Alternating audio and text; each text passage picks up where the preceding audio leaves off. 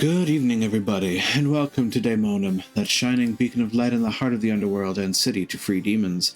And welcome to a chill evening here in Daemonum Arena. Good evening. Well, yeah, suffice to say, chill evening. This means art. And last I left off, I was working on a bat laugh for a friend, and just, because I felt like making it. I'm certainly under no illusion that I could do this for commission, because I am not well versed in 3D modeling whatsoever. So yeah, ultimately this is entirely a practice session, I guess you could say. I mean, slowly but surely I've definitely learned things as I've been going. I'm just, not at a position where I would actually say, hey folks, give me things to make and pay me to make them, because I don't know, I don't think that what I make quite yet is up to that particular regard. But I don't know, when it comes to art, a lot of folks are a lot harder on themselves than they need to be, from what I've heard from art friends. And honestly, one of the reasons that art friends get so good at art is because they continue to do art. They continue to art, and therefore they keep practiced.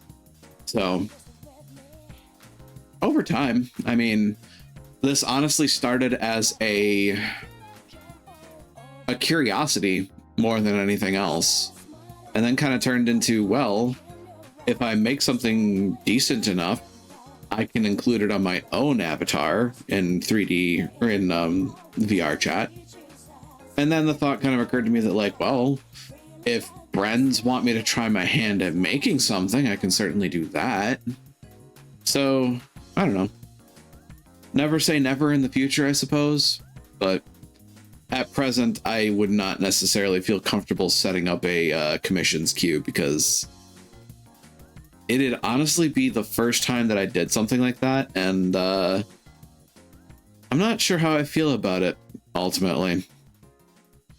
Especially considering, like, there are a host of wonderful artists out there and like wonderful folks that have helped me with my learning to do this, as well as, flat out working with me on a commission for my VR chat model. And honestly, I should look into setting up my VR chat avatar as a VTuber avatar too. Though I worry that my compute toaster is not going to be able to handle that and whatever I'm working on at the same time, because, well, it's not exactly top of the line. It's certainly not bottom of the line either, but I didn't soup it up for like big lifting. And it's also my stream computer, my game computer, and my work computer. I have never set something up to be a dedicated machine for a singular particular function. So I thought about setting up a 2-computer solution for streaming, but I don't know. I have to look into it more. Much like there's several other things that I could look into, but I don't, because, well, time, energy, and ambition. You can have, well, if you're lucky, you can have 2 at the same time. I'm not lucky. And it's kind of amazing that I have any of them at any point in time. So, such is my day-to-day life. Anyway, enough of my whinging. Let's get to art proper. Art proper? I'll call it art proper. And make sure that we have our background equipment ready to go. Is that a little loud? It's slightly loud. What happens if I bump it down a skosh? That should be good, I think. Alright, so, yeah, where I last left off was this wonderful thing, actually. Honestly, I'm really happy with myself on this one, because in the process, I learned a few things. I learned how to mirror in Blender, which useful, very useful. Especially in this case, because it's a batleth. It looks the same on two sides. You can, in fact, mirror this thing pretty easily. Beyond that, though, like the other thing that I was really happy about was learning how to punch holes in 3D models, which that was interesting too. As I recall, that was under. I should actually reacquaint myself with that. It was modifiers, I think, that were being added. I think it was. Yes. I remember because it was a mirror modifier that was added in order to perform the mirroring across the center point of the model. And on top of that, it was a, what was it called? A Boolean. It was a Boolean modifier to perform the punch out of the handholds. I still have the knowledge. It's still in there. It's still knocking around in my kidneys. Got it. I got this. It may not be a Unix system, but I've got this.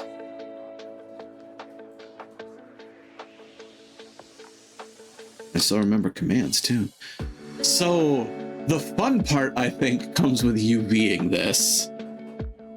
But I feel like that's a statement that many an artist says about every project they work on. That the fun part is the UVing. So we have our spikes, we have our sharp blade segment. Yeah. I would say that does in fact count as a batleth. I'd actually want to thin the top. Holy heck. Not a whole lot, mind you, but I think I might actually want to thin the top. This almost feels like a question. Kind of wish that my friend Sakura was here to bandy words with on this, because I feel like she would be a very good resource for how batlethy my batleth is, considering she's the friend that actually planted the idea in my head to try my hand at this. What to think of it. Also, sorry, I'm messing with my hair. It's a whole involved thing. I had a shower today and my hair is not cooperating with me.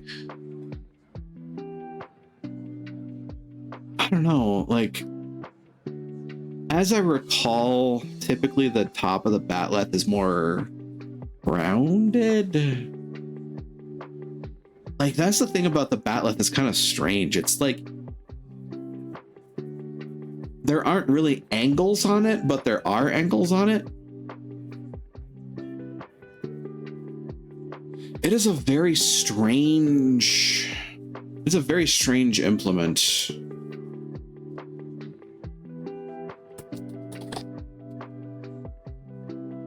Yes, in fact, I did mean a batleth. I'm sorry I didn't get the apostrophe. Please excommunicate me. It's like, true to form, most batleths in Star Trek don't even look like they have an edge. They look like spikes in a crescent shape. It basically just looks like holding a crescent moon. To a degree. And like, yeah, by no means is my my rendition here a perfect copy. It kind of looks like crab claws, but you know, with enough fiddling and enough edge points, I could make it look better.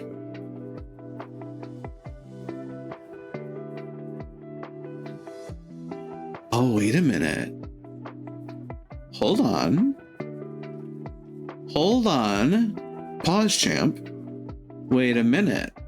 Hold the cell phone. This is a new angle on a batleth that I haven't seen before. And thinking about it, it makes sense from a weaponry point of view. Oh my god, that's changed my outlook on batleths completely. Like, is that a standard across batleths?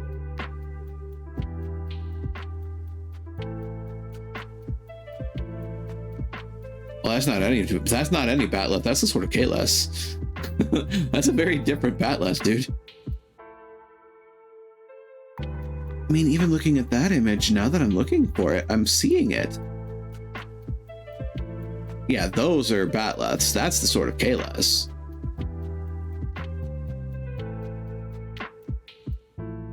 And yes, I am that nerd.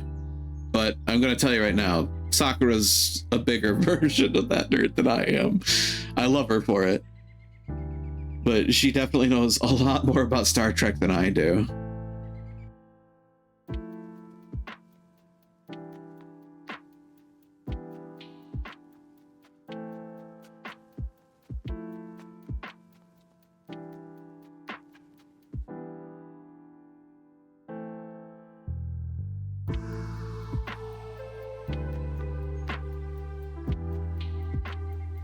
But yeah, sorry, I spaced out for a second there. I now realize that there is actually a change I do have to make to the top of this weapon.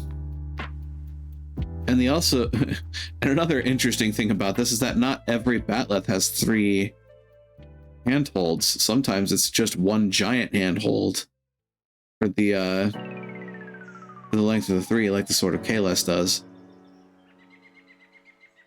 Your typical batleth, however, has 3 handholds.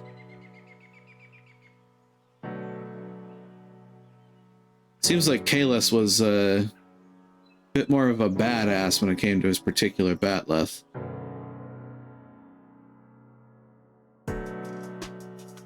But yeah, something that I didn't see before, but now that I'm seeing it makes so much sense. The back of the outer curve is also a blade.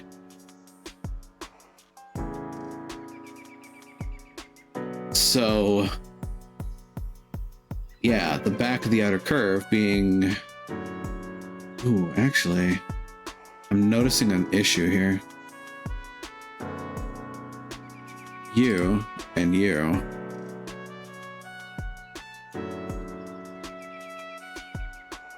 You need to come up a skosh.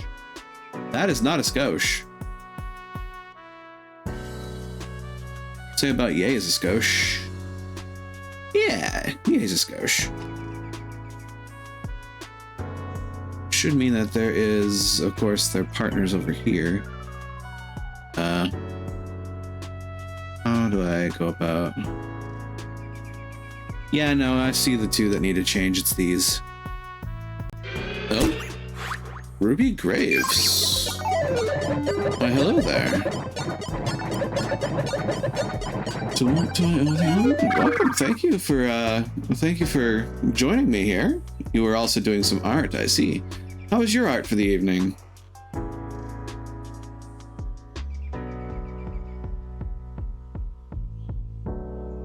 So just a smidgen.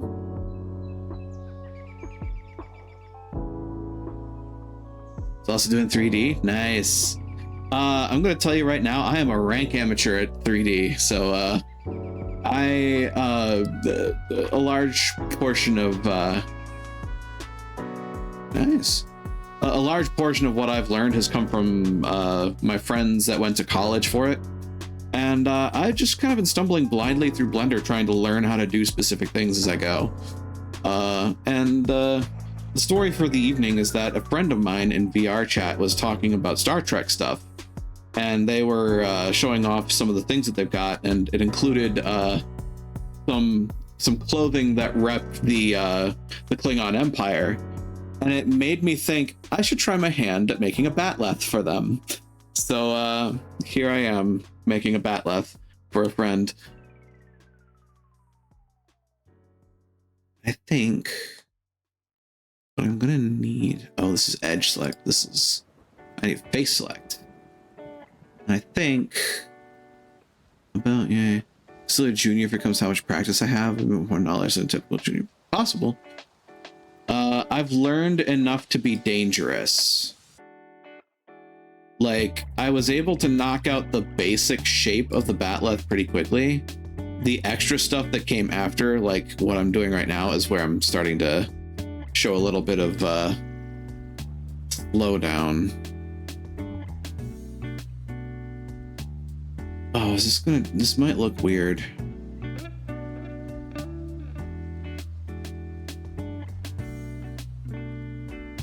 Well, it's certainly gonna look weird, but it's my weird, so I'll accept it.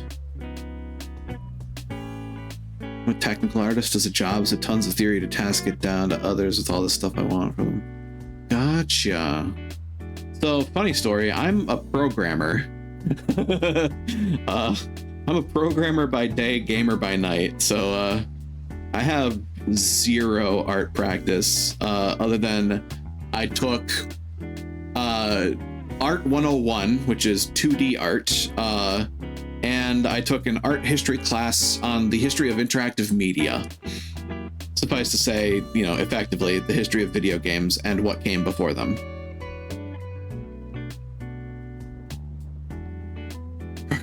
Programmers are always funny in terms of art. Yeah, I figure we've got a reputation. If not from our actions, then from our conversations.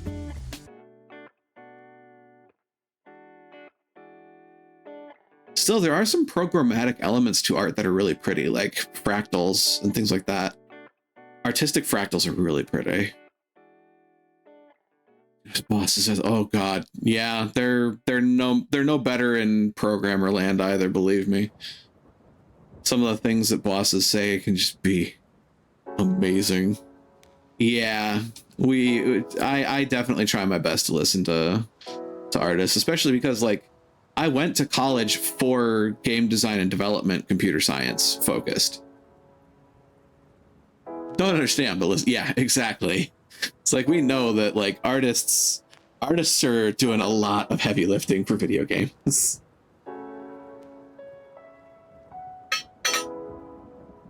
Artists are doing a lot of heavy lifting, full stop. When you really think about it. So to mirror this on the other side.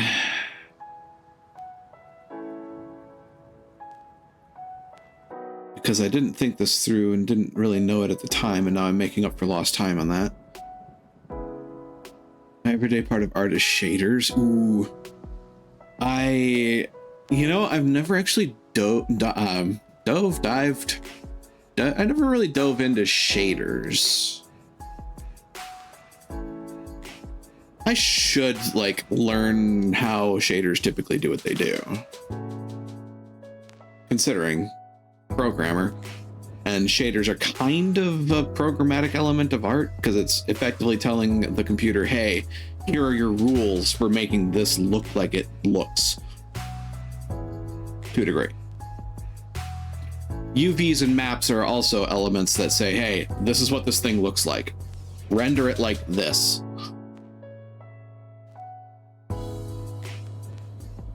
So it seems like it would be okay. I can figure out the mirror point on that, right? Yeah, it's the piece here. Yeah, that's where that starts. Okay. At least I can say I have an eye for some elements of this.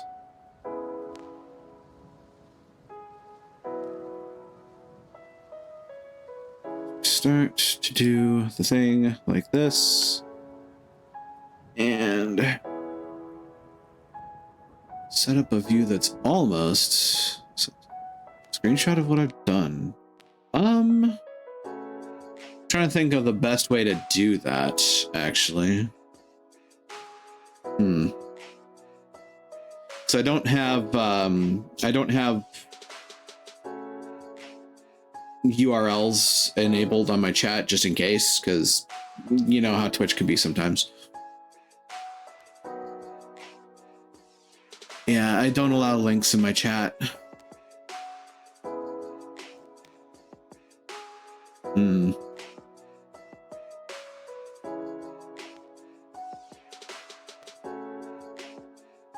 Huh. You know, that's interesting. I'm now sitting here stumped as to how else I could do it. That can work. I can certainly see it that way, just to make sure that I see the whisper show up.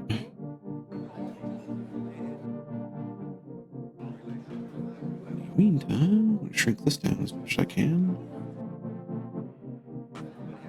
That's pretty good. So you caught me in the middle of a personal ramble because I learned something today about batleths that, like, now that I've learned it, makes a lot of sense, and you can see it from what I did here. The back of the outer spikes is actually also a blade. It's also a blade edge, which, for as long as I've watched Star Trek, I never actually knew that until now. One of those things that just didn't think about, but now that I'm thinking of it, it makes sense. Aha, that did work. I got you, Whisper.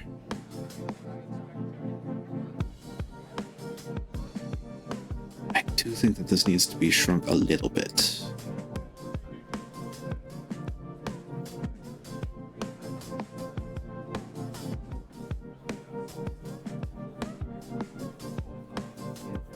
Not as much as the blade, mind you.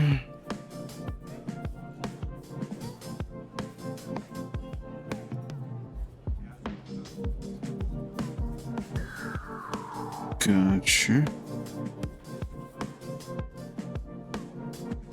You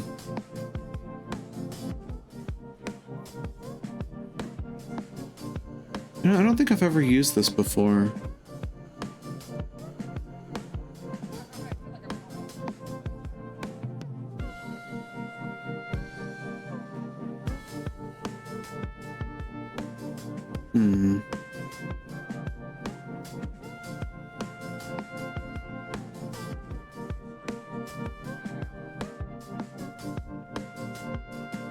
That makes sense.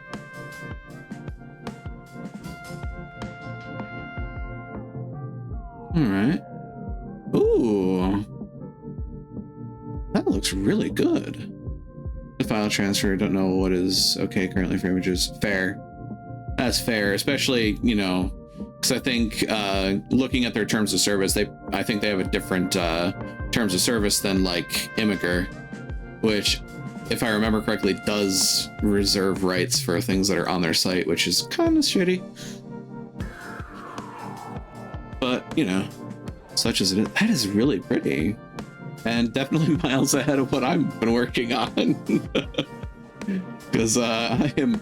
the things I have made are nowhere near this smooth. Of course, part of that may just be because I'm a little... what's the word for it? Impatient? I'm a little impatient and I don't add a bunch of vertices and smooth things out as much as I should.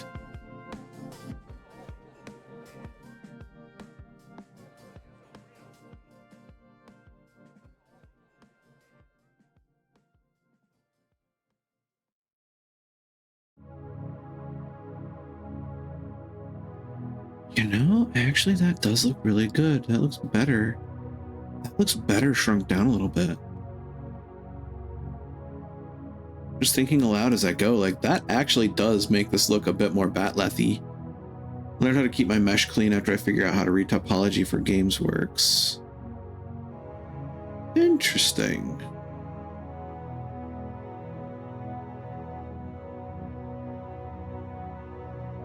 It's annoying, so I do everything to don't need to do. Bro, yeah. I could definitely imagine. Oh, speaking of, wait a minute. Something happened here? Something did happen here. What the heck? There should be faces in there. What happened? Oh no. I didn't do anything to get rid of faces. That's frustrating.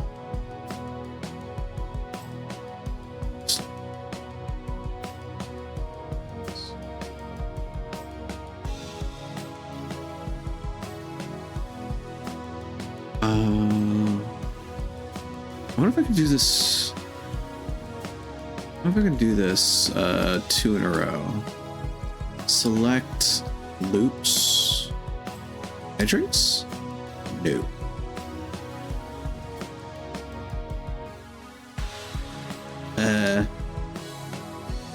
Not edge loops, is it? Well, yes, but also no. Oh dear. That's weird. What the heck?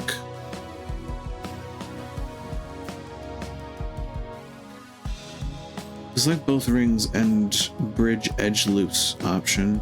I don't know where it is in the new Blender though. Fair. Bridge edge loops.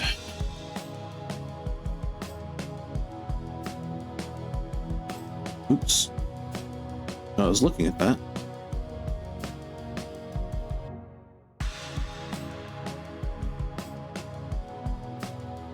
What happened here? Hold on.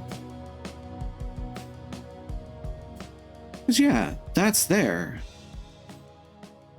And what should have happened is effectively the outside of that cylinder should be considered the ring that it cuts out.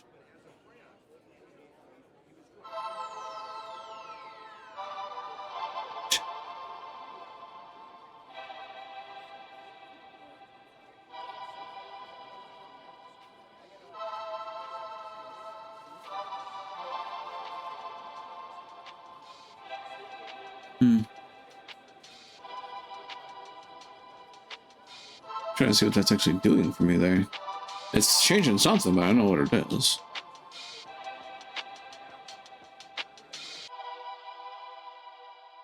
Oh, it's render time. That's interesting.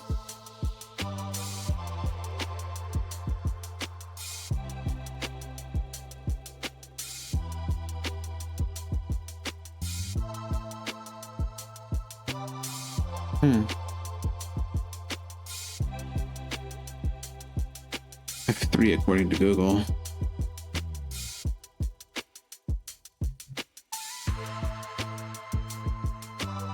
Save first. Good point.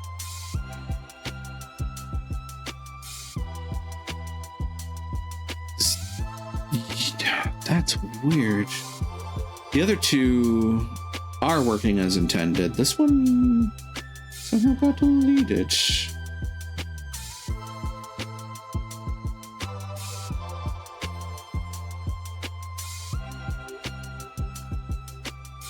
Ooh. Bridge edge loops. Control E. Apparently it was under edge.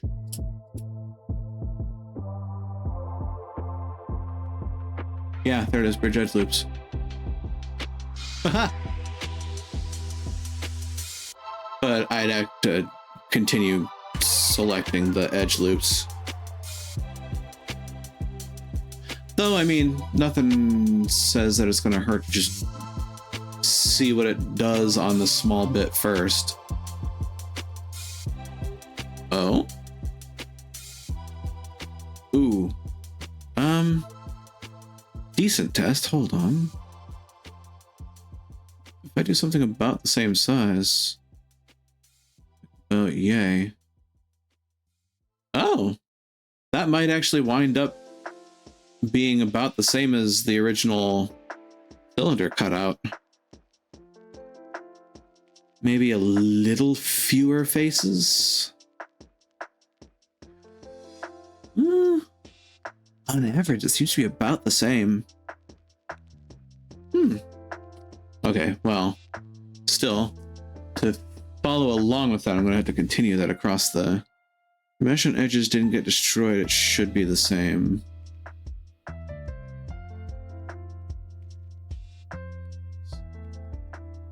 Yeah, because I mean, considering, yeah, that tracks. That makes sense. It's like the edges are there, it's just for some reason the faces are gone. I don't know why. Ooh. I see a gotcha coming in here. Uh-huh. I see you, you little snot. That's weird.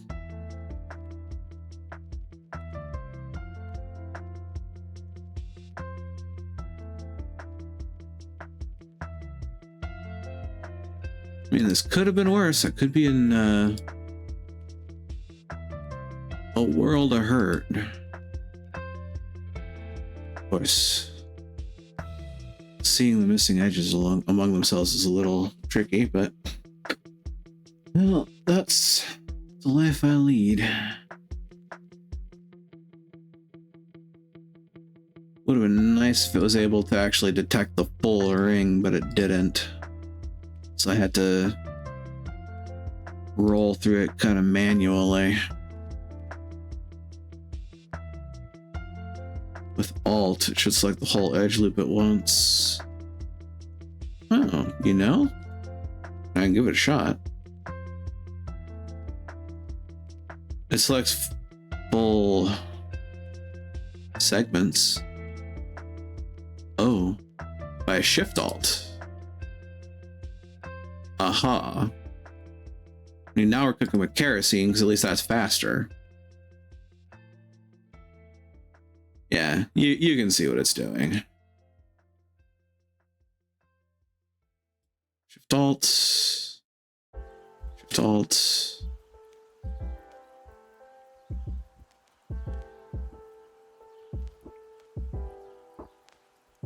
As long as I have the basic idea down, I'm learning. See, slowly but surely, having folks that know shortcuts has also helped me learn a lot too. Yeah. That should be everything on both ends. So Control E. They said it was in here somewhere. Bridge, edge loops.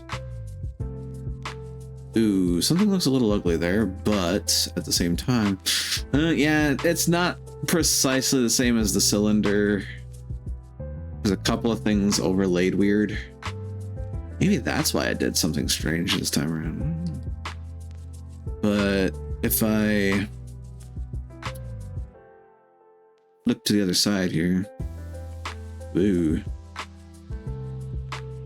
there's something weird going on with a couple of faces here.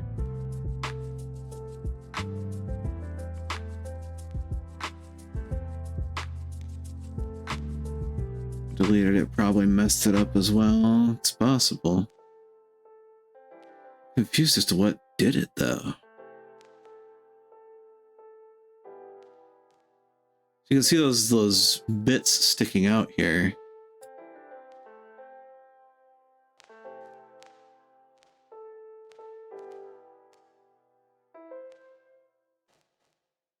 What is that? Bleh. We don't have motion sickness.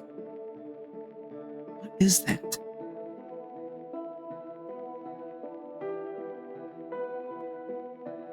I'm trying to figure out what its origin is.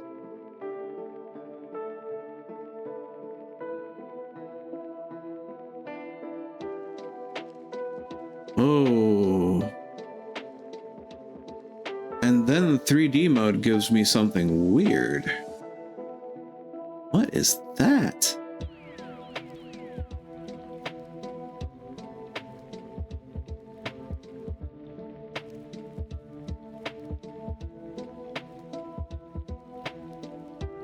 What is this? This is such an aberration. Oh?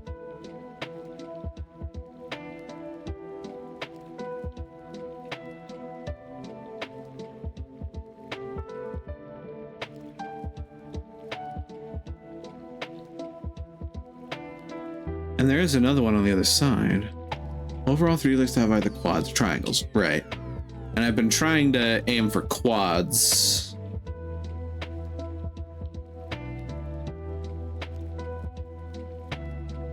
Though, yeah, it doesn't go well with other parallel thingies.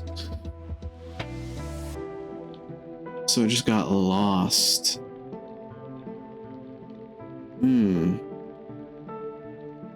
How do I make it lose that getting lost thing there? Selecting a face. It doesn't have any indicator. Wait, what's that? Hold on. That's the indicator for this whole face.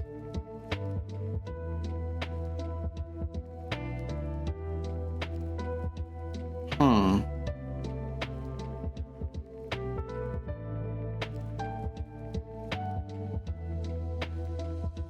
But like, what is causing? Because that's the indicator for the square behind it. Knife maybe, or just delete the face and do it again by hand, but in smaller parts. Knife. I've never actually worked with the knife.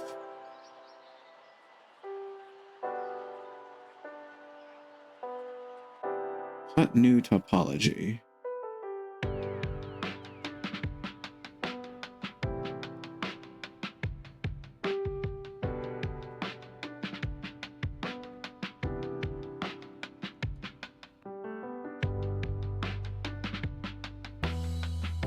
Something looks weird here.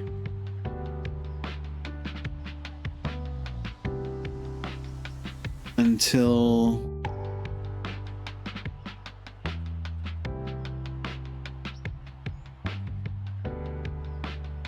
so declimate, but this will redo whole the whole mesh.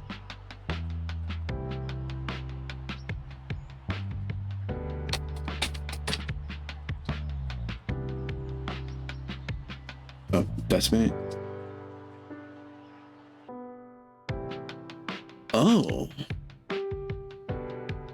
It's basically triangulate it all.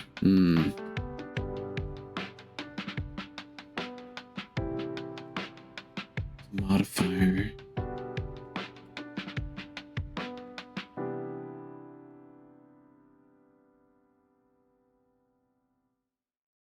Yeah, there it is, decimate. Procedural operation effect to the active object. Reduce the geometry density.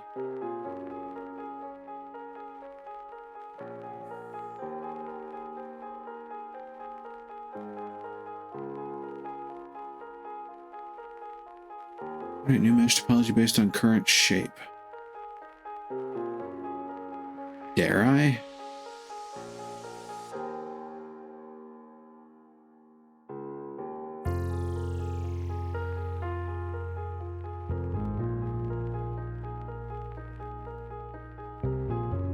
I wish I could just find the origin point of how it's forming that thing.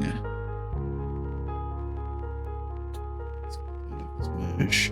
Your mesh sucks and all blender. Don't know about a new one. Fair.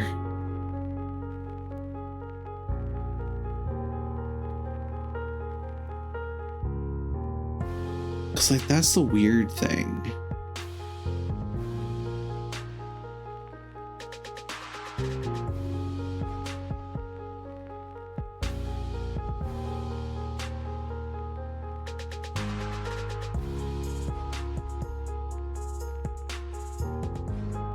Inside the object, I don't see the thing that's making that weirdness.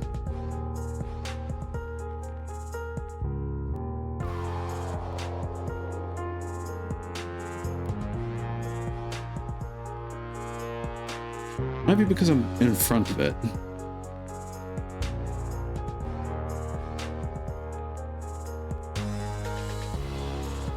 No, it's the second I get in here, it's... Wait. No, I do see something. think the vertex seems to be drawing a face somewhere. 2.79 because I never learned new UI. 3D boomer kinda. Yeah. I don't know what other people are using. Ultimately, I just got whatever showed up, and 4.0 was what I wound up with. I have no idea if I'm in a spot where like the entire VR chat community is like, my God, why are you doing this? Or not. Yeah, it's up to 4.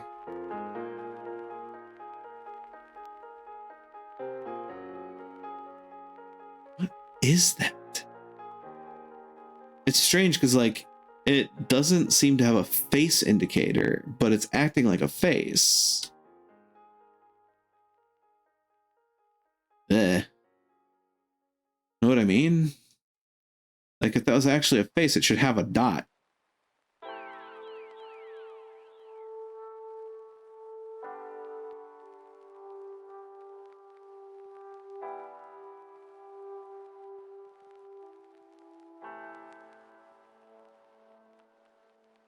Start deleting faces. I mean, you've got a point. It's a way to figure it out.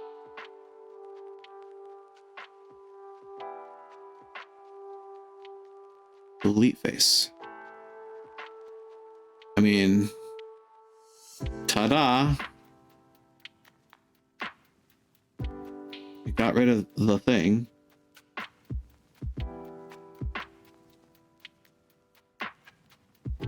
So it's an element of this face.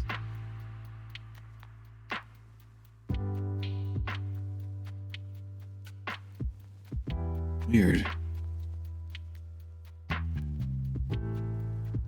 Oh, actually, good point. Doesn't have an edge, does it?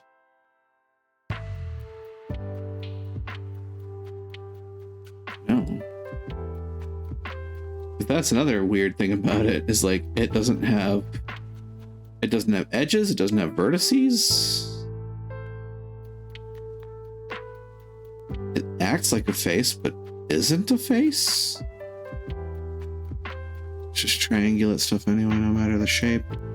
Every software does it with different rules will cause problems. Not fair.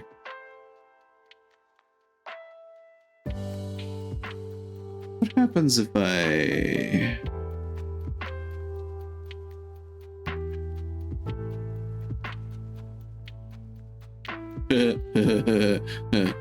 Whoops. Dissolving it's not going to do much better.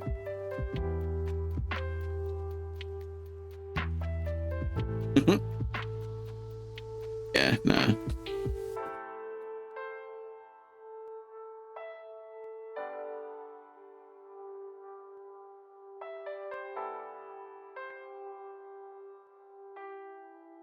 Huh.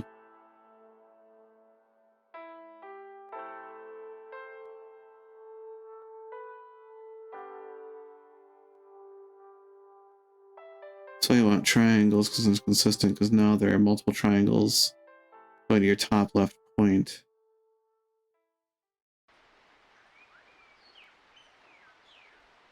What happens between those 2 points that causes a problem?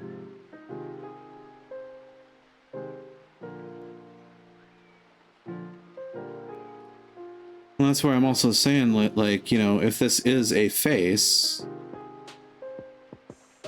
there should be a way to select it and get rid of it, but there's nothing there. Because it's just...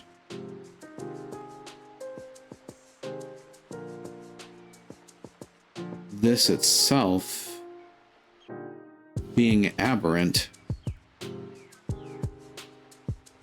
Knife one of the problematic points and knife to the top right.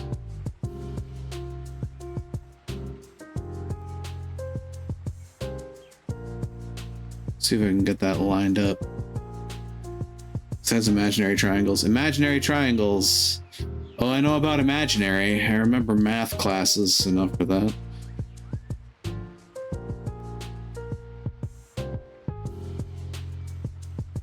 Is it? It's connecting to that point up there.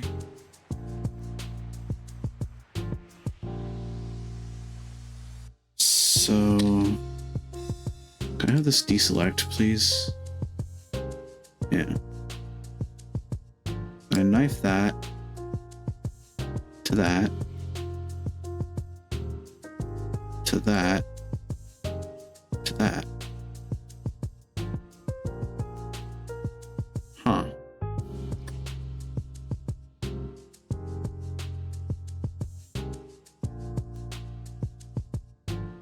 To here.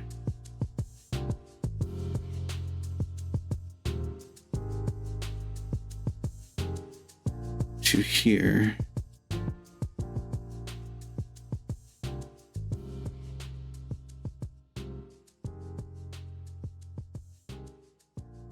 To here, right?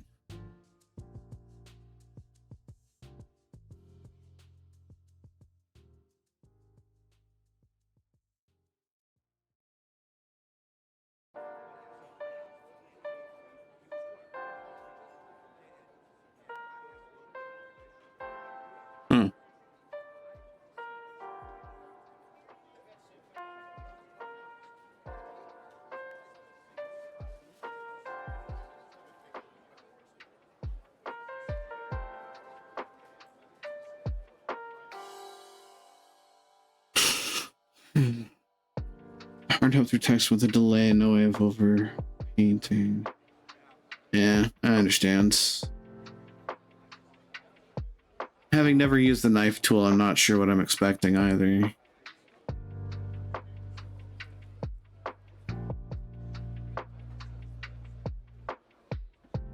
Interesting. Coincidentally, it does intersect that point. Knife is just inserting a line. Gotcha.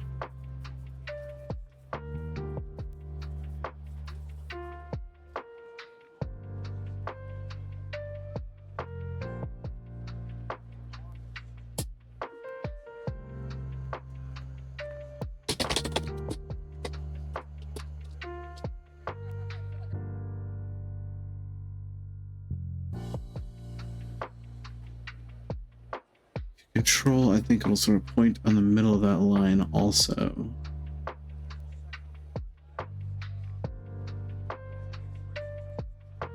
Interesting.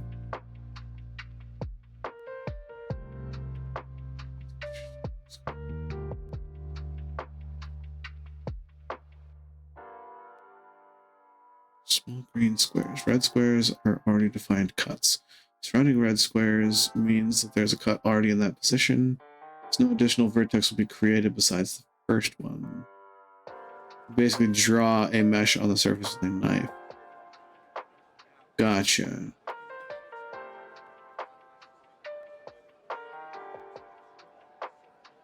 Gotcha. Multiple objects are selected before entering edit mode. The knife cuts will affect all those objects.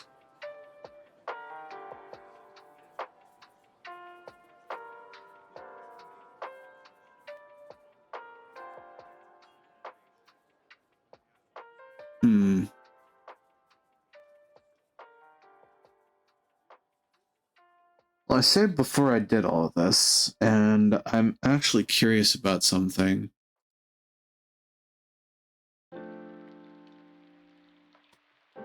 Stop that, please. There we go. I'm going to lose a little bit of what we just did here, but there's something I want to do. There is a version of this before I did these cutouts. I do believe.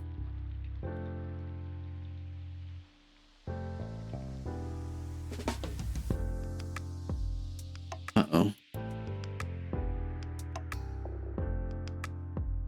Oh, that's why. Yeah.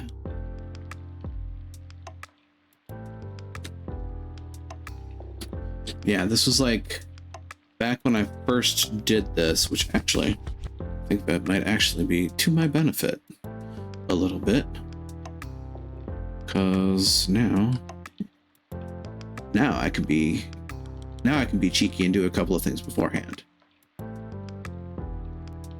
Namely, you and you. I need you to move up a little bit. Yeah? As late as possible. Work on shape first. Yep. Yep, that's what I was trying to do originally, and I guess I got a little zealous. A little overzealous, rather.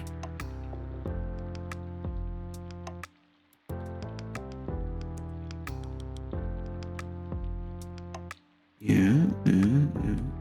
Ooh. So you just have a preview. You need to do that right away. Cut out messes up your mesh a lot. Yeah.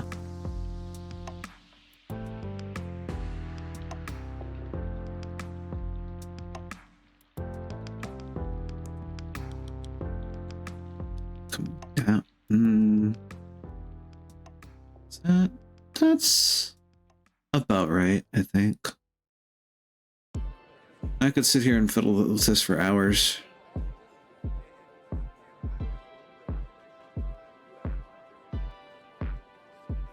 I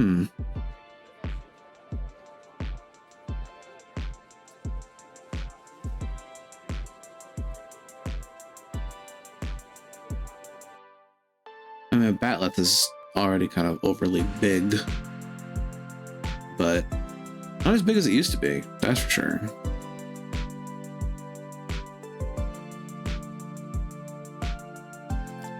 Wait a minute.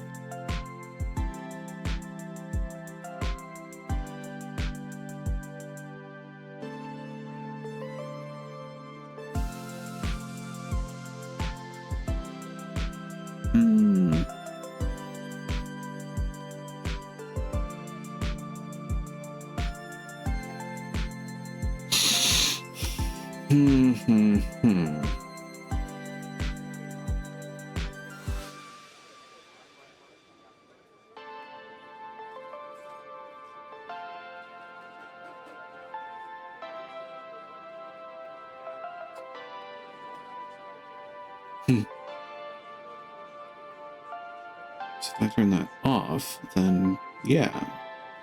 See, at this point there, it's saying it's going to render the faces. Interesting. Guess we'll see what happens. Also, I now need to perform that magic that I performed. Face select, turn off X-ray mode, please, for a quick second. Blade starts like so.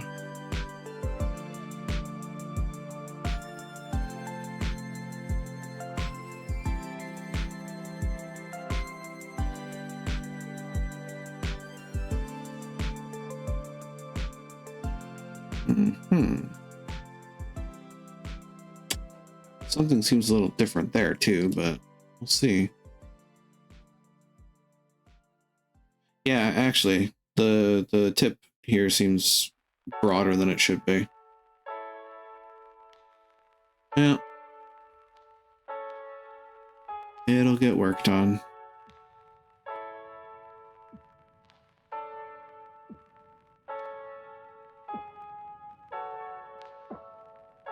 Close as I can, close as I can.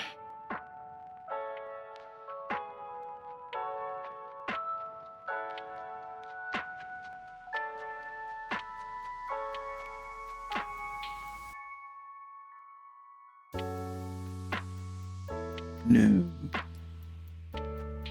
Also no.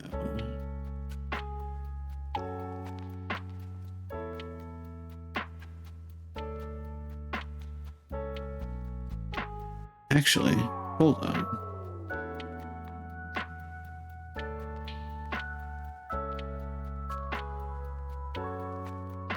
I just scale this. Yeah. That is effectively what I'm looking for.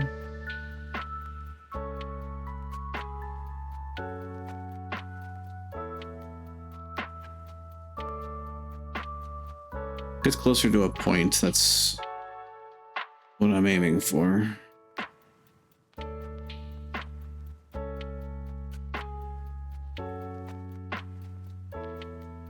A wild world of 3D modeling where everything is either a square or a triangle. Or at least as close to a four-sided or three-sided figure as you can get.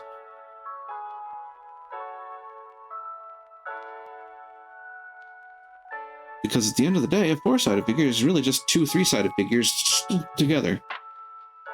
Kind of.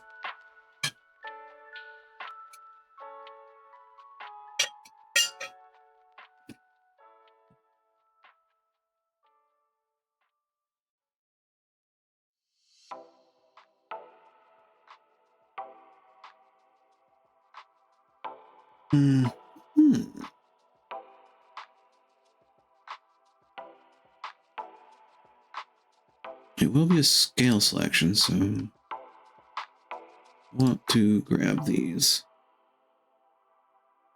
Yeah, quads only works if they're kind of flat.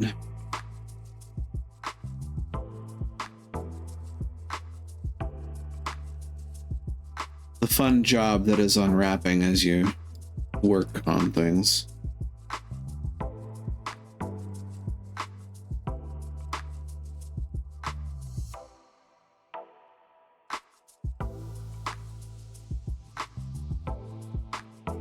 About yay ought to do.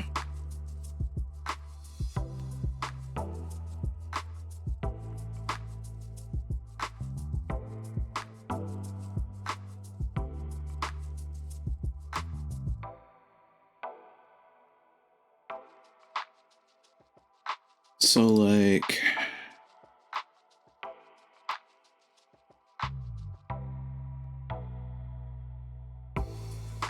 they're gonna be weird tries, but they're tries once you get them cut down.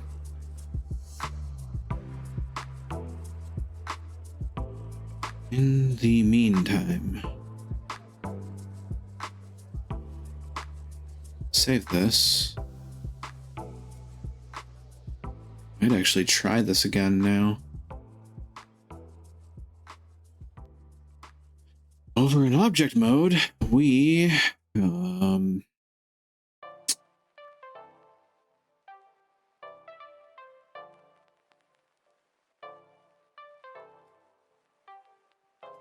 apply the mirror, which gets us the full Monty. Oh, wait a minute. Did I? Okay. Undo that, actually. Not in that world. I don't know if that actually undid anything, though. No, over in this mode, we're still good. Oh, that's a gotcha. Kind of surprised I didn't notice that sooner.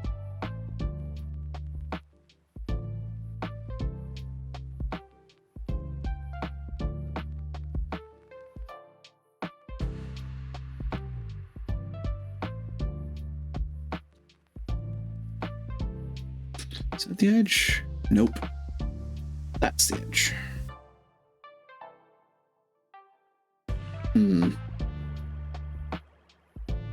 Then scale. Oh boy.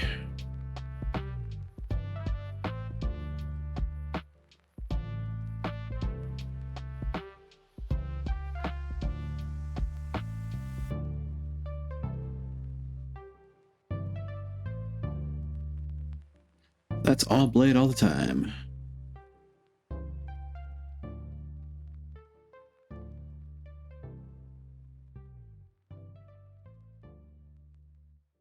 As close as we can.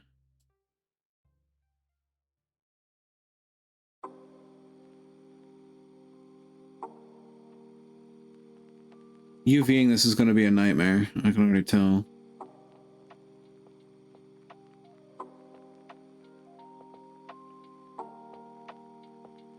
But I mean, according to my art friends, UVing this is already going to be a nightmare. UVing in general just is a nightmare.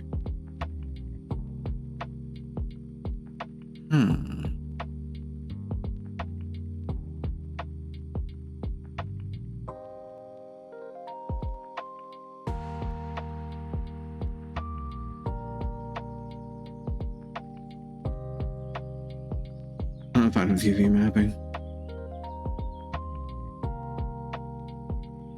I mean, I certainly find it an interesting little exercise to zen out to.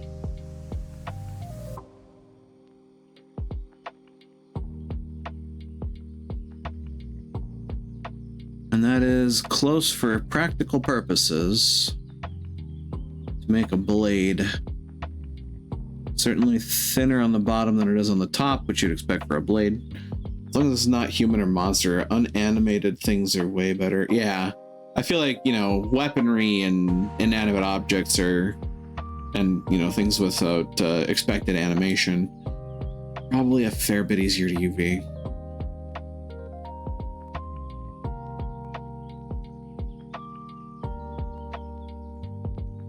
And so far, all I've worked on is inanimate objects, so.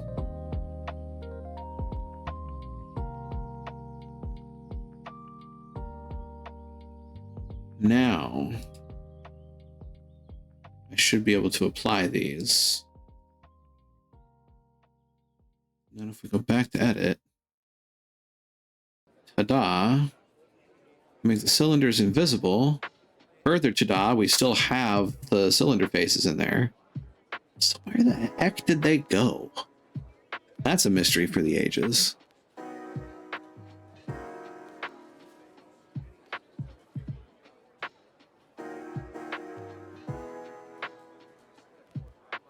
Okay, so we have this. File, save as. I'm not gonna full out replace this because reasons.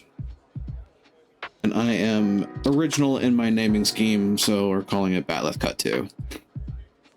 For the future, as long as you can, you should stay on mirror mode. Have less model destroyed by accident. Yeah. So the thing was that, like, when I started this, I had every intention of going straight to UV, and then my brain did that thing where it sabotages me by thinking. And so I started going down the rabbit hole of like, wait, are there some things that need to be done with this? And then, yeah, here we are. It's definitely a good idea to keep it mirrored as long as I can. At this point, though, I'm expecting that it is time for UVing. Here's great for a quick UV. Oh. That is a point. Because then I only have to UV half of it.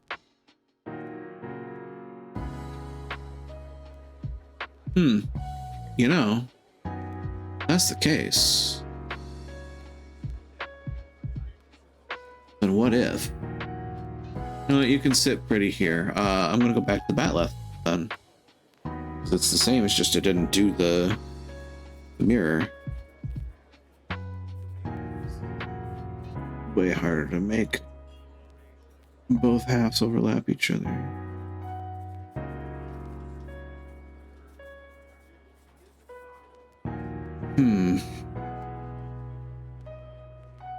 So you're saying that even from this method, I could just go to UVing. That's cute. Cylinders are not going to actually be rendered. The faces inside are going to need to be textured.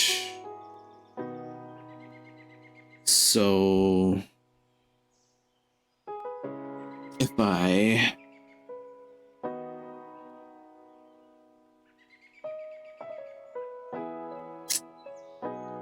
interesting.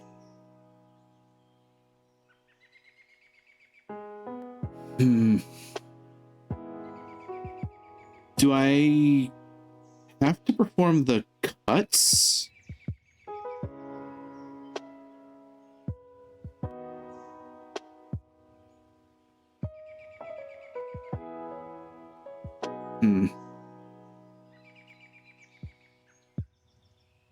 Try smart UV map first. UV. Smart UV project.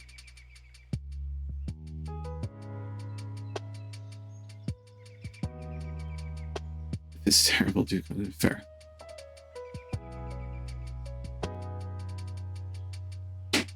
Okay. Probably would have helped to select what I was UVing.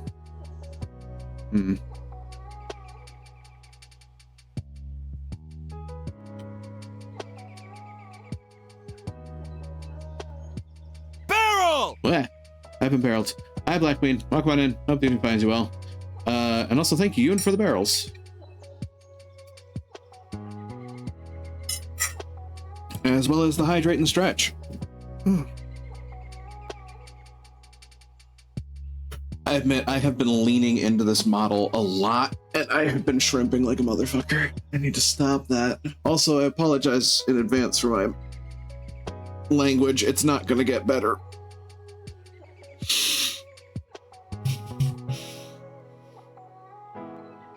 So we select, that's select all. UV Smart Project.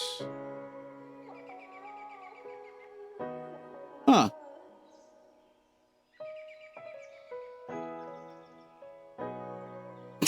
Regardless. Fair. Well, you know,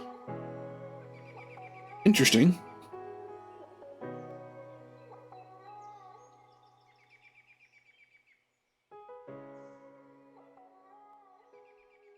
Trying to see if I can like imagine where these pieces are. Yeah. I mean, I didn't really expect it to work miracles on a shape like a batleth. It's a little off. Yeah.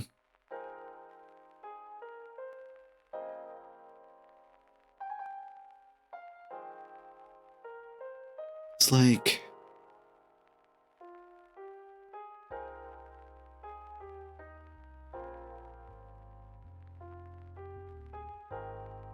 hold on.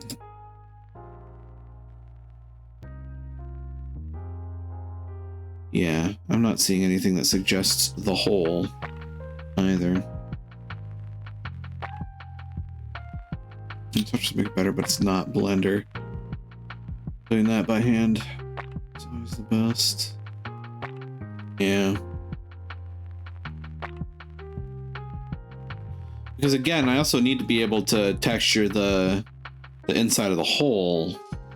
So I'm sitting here wondering, do I have to do the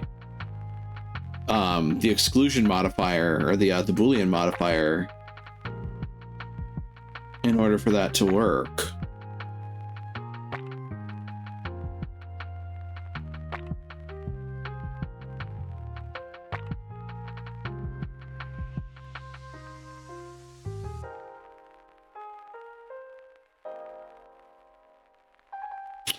The worst that happens is something goes weird. Can't do this in edit mode. Okay, I get you. Need to apply S, keep the duplicate. Yeah, keep the mirror before that. So apply the Boolean. Go back over to edit mode. And now that looks different.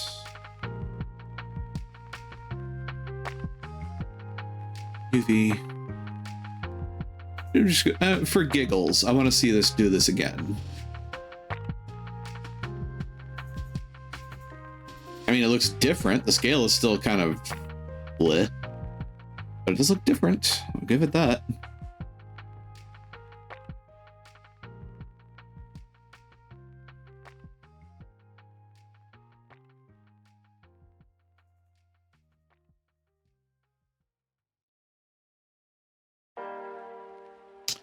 I would imagine that this is probably part of the inside of the hole. Just the stuff that got added, really. This is one of my batleth spikes. I can almost guarantee it. which I find hilarious because as tiny as they are on the UV, they're fucking enormous. To be fair, it's not far off with where the seam's supposed to be. Right.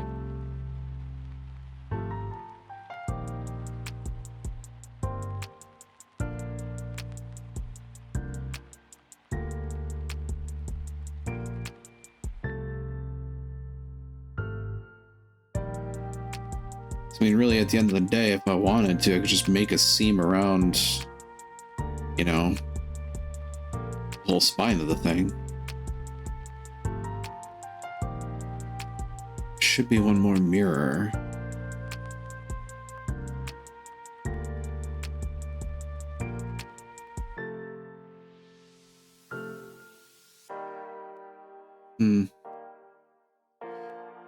In order to do that, oh,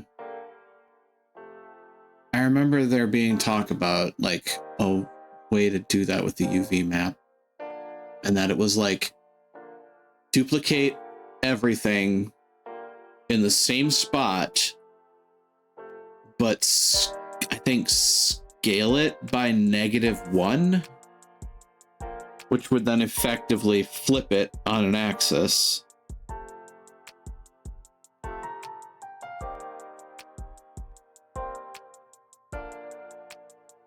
There's something clunking around in my puzzle solving kidneys about this, but like, it's been a while since I read on it, so I don't remember.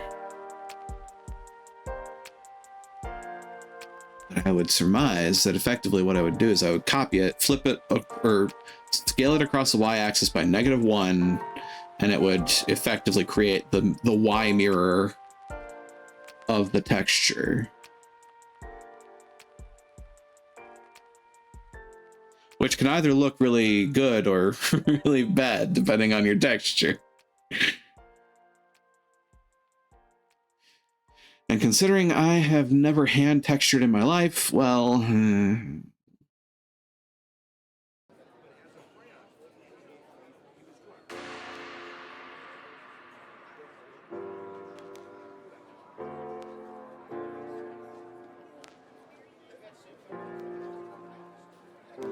Hold on. Oh, wait a minute.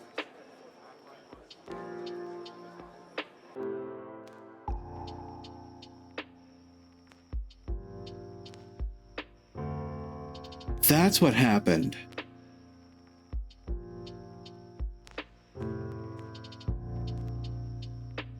For some reason, it can't handle...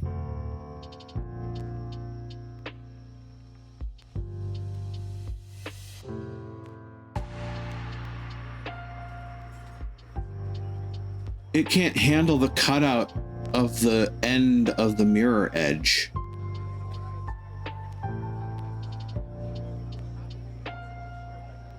That's why there were no faces here when that happened. Oh.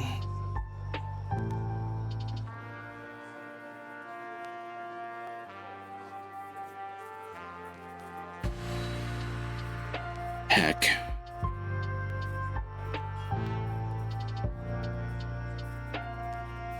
So... Crap, how do I do that?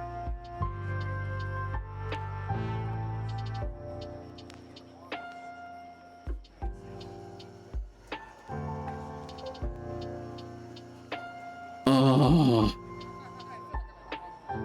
that's heart-wrenching. Apply mirror, apply cut, delete half a model, add mirror.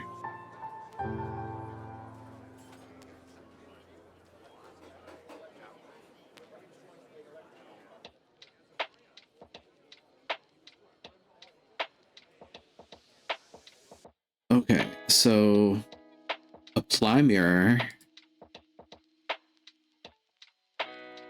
apply cut,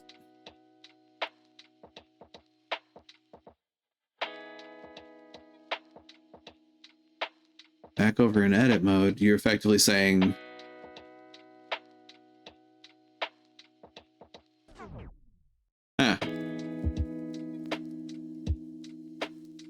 delete from this half over. I have to try to be as precise as I can with that delete. Which, there's a way to do that. Actually, I don't need to be in UV mode for that.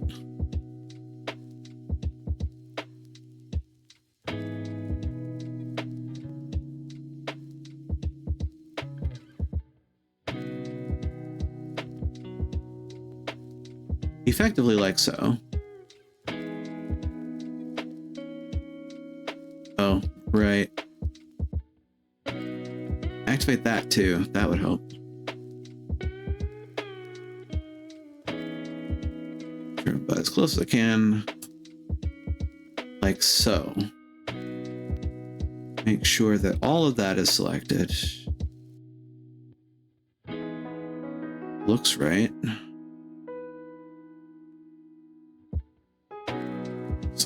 Yep. Yep. I believe that is correct. And then I do delete faces. Then deleted. Okay. Then we did yeah. Mirror. Where are you? There are you. Here, across the y-axis. And only the y-axis. I do not need you to mirror across the x. I don't think. Considering I deleted half across y. Look at me, I'm learning. Then, back over in UV land. Hey, we have our faces. That is what I expected. That is what I like. That is what I like to see. There is one thing I will say about Blender 4's UI. I wish that it would wrap instead of burying. Because in order to reach wireframe mode, I have to do this. And then, yeah. It causes me headaches. There might be a way to figure that out. Don't think about.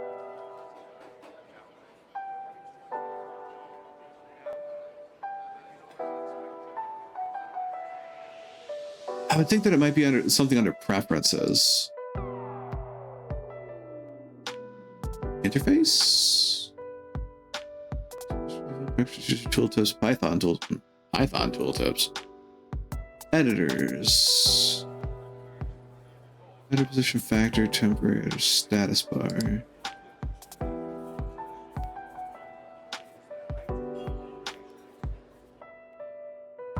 Old one also buries them, but you can scroll the bar, the mouse scroll. Is that so? Oh my god. Oh. The stupid shit I don't think to try until somebody mentions it, you know, just, this is me. Thank you.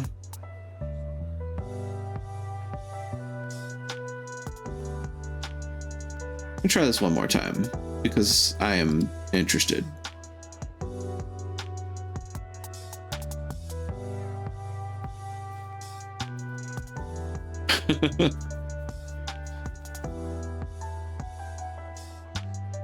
There's fun to be had here. I mean, ultimately,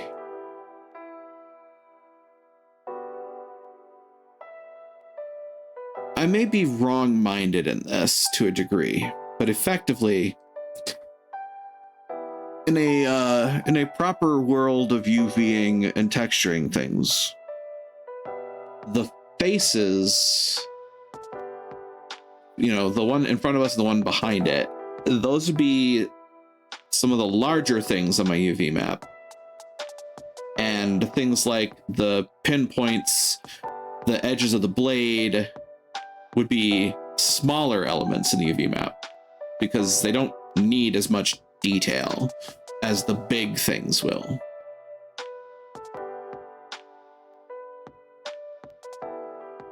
And honestly, putting more detail in smaller thing is a waste of computational effort. And mental effort.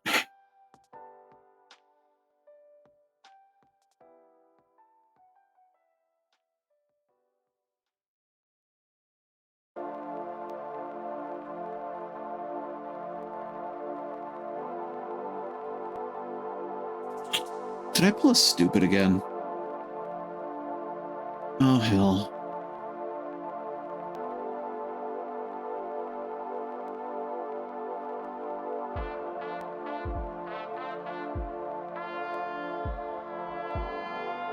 Just put seams where they're invisible and where there are sharp edges. Kind of like projecting 3D into gluable 2D cutout. Yeah. Yeah, like making those like cube projections onto a piece of paper and like folding them up and gluing them together to make the cube again. Yeah. It's like the several different ways to unwrap a cube. Only it was as simple as a cube in this case. But I'm noticing something that went stupid. Because I was overzealous with my backtracking.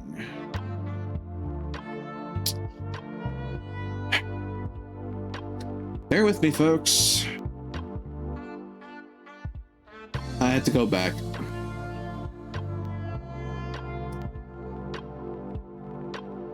We must go back. We must dig deeper. Yeah, okay.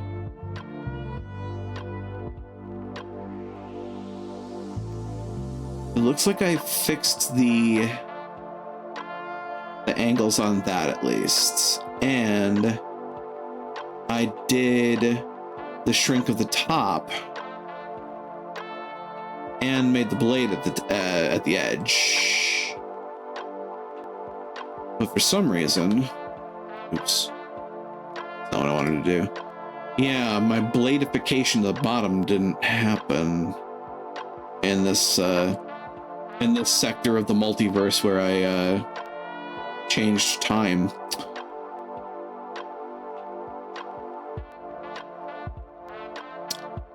Well, here we go.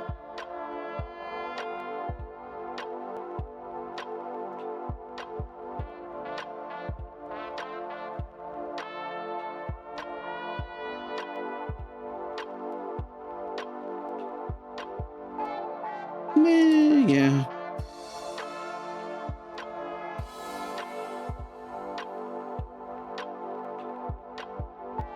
And then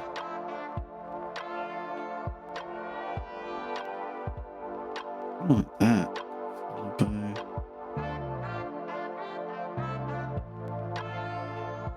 This, and then we shrink you right on down. Ta-da. Then, with this, I learned my lesson, and I save. And now we're going to do a dance. And that dance is apply the mirror, apply the cutout, go back to edit, do the wireframe,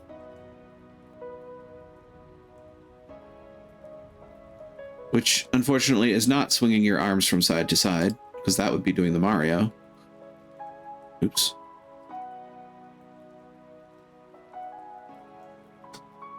See if I remember what I was told 10 minutes ago.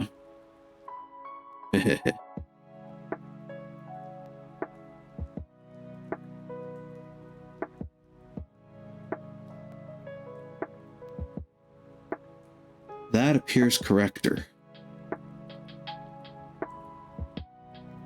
Indeed. Deleted. Add mirror.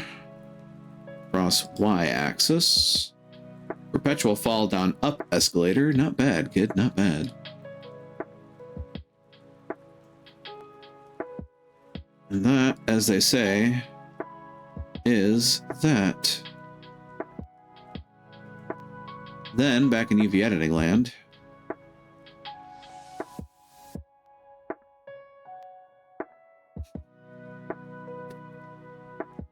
So, generating a seam seems to suggest to me that we are in edge selection land. It would also be great if I was not like 9 miles away from this thing when I was doing that. But you know what they say about beggars and choosers.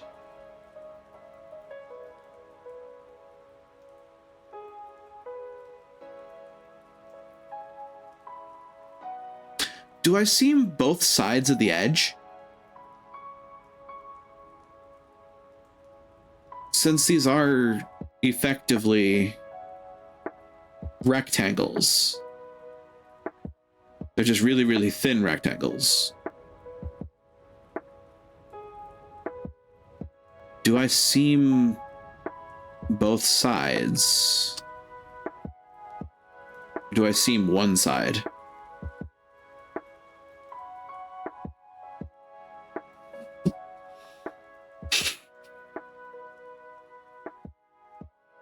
Because like if I seam that, then effectively what I'm saying is that you're peeling the strip out. It depends how perfectionist you want to be. Well, that's a trap and a half in my brain, and I know it. It's oh, God.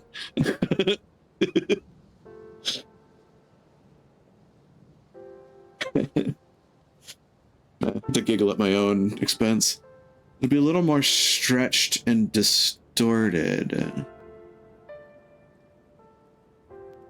So it may get less detail later on. I mean, again, the edge of the blade shouldn't need as much detail as the face of the blade.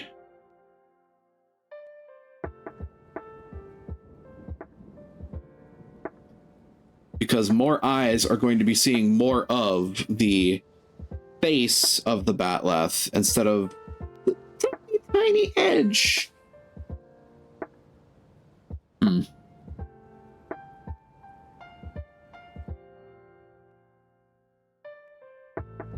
That's why I call it a perfectionist. Yeah. I mean, in a world where I'm not worried about the level of detail on the, you know, tiny, tiny, itty bitty rectangles here. You know. I'm curious. Can I, in fact, shrimping again, select loops, edge loops. Well, that did a thing. Ooh. Where did that edge loop terminate, though? That's the question. Huh. Interesting. I would have expected it to continue down the blade, too, but apparently not. Question mark? Why might that be? Huh.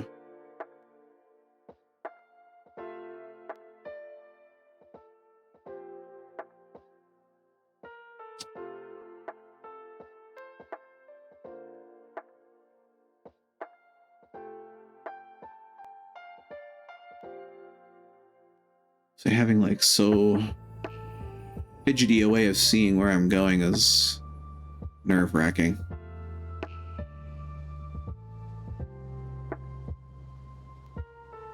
And, you know, in smaller sections, it's going to be even more of a pain in the neck to see.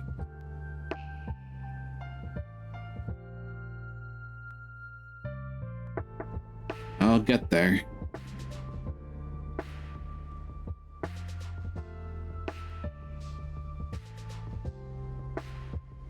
So if I wind up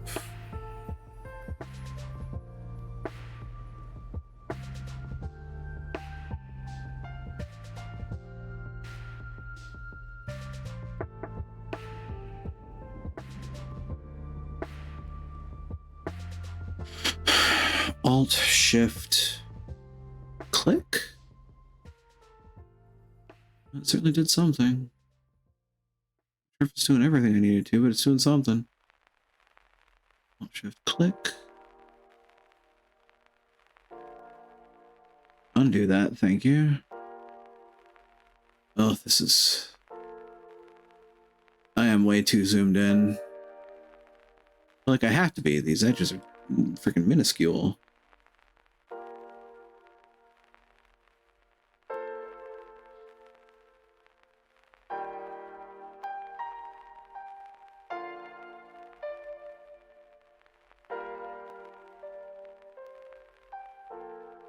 Weird.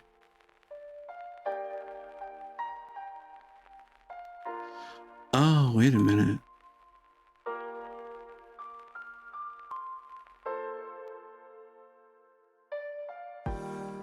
Because I'm already further along than I expected. I just can't see it.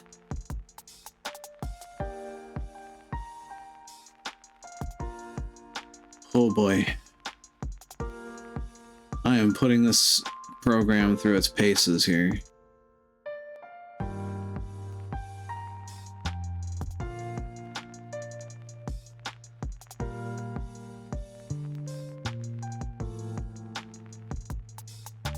Centimeters, 1 cubic centimeter.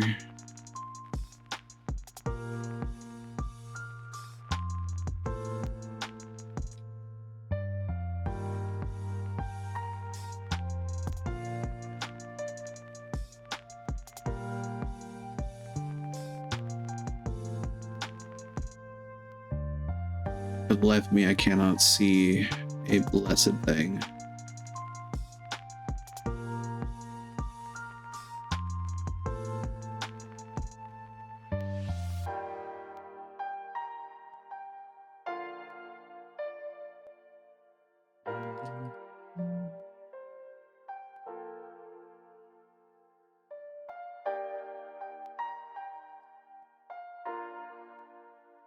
Do you do it just for a digital model?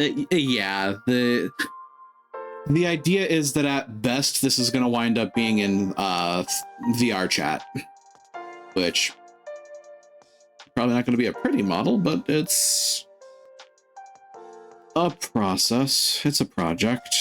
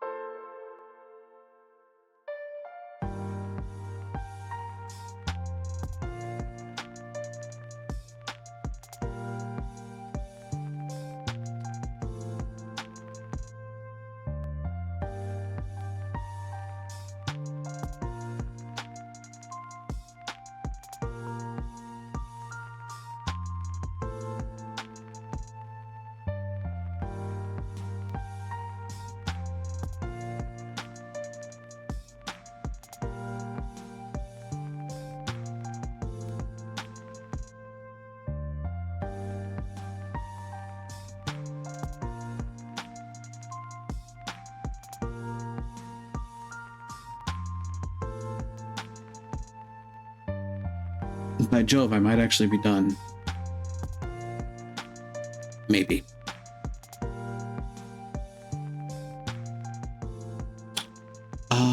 Edge, mark seam.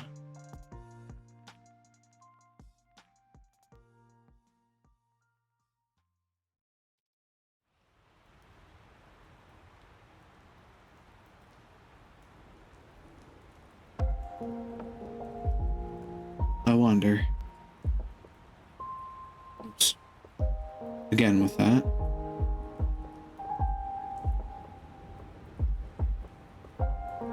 That appears to have done something differently.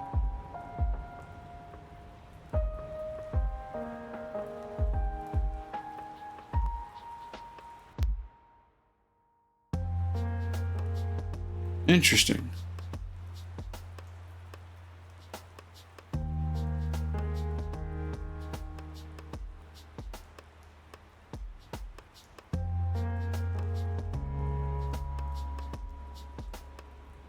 Huh.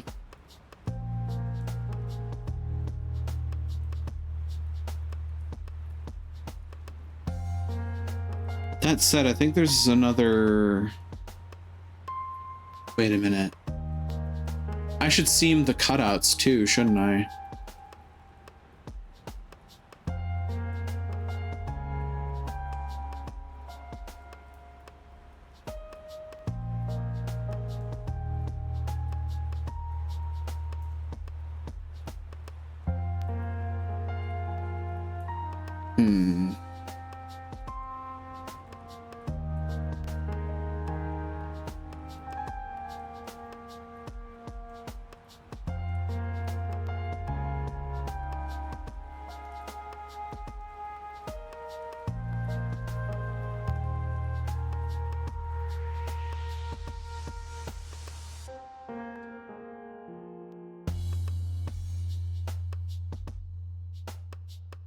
It's like what I would want.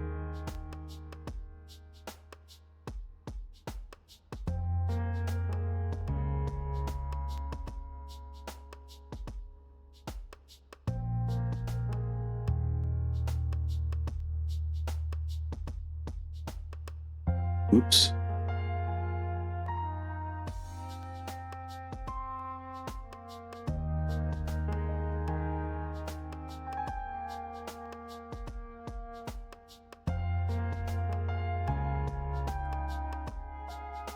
That's interesting.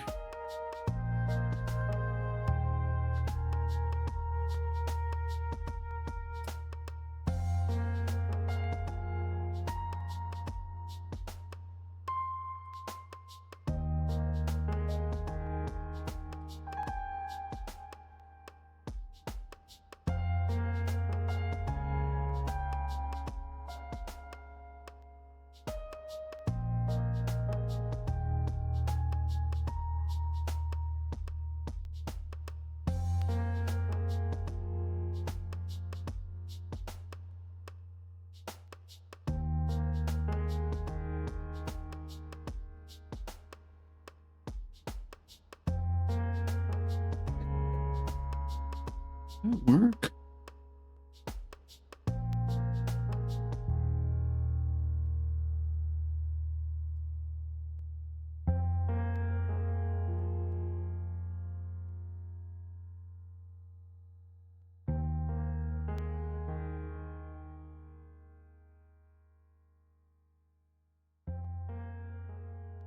Yeah, it's very different from what I'm looking for.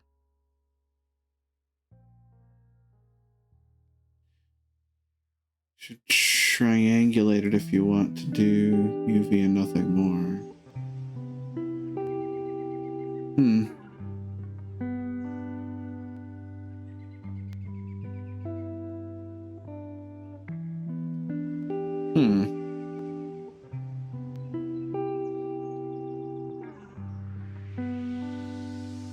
That's interesting.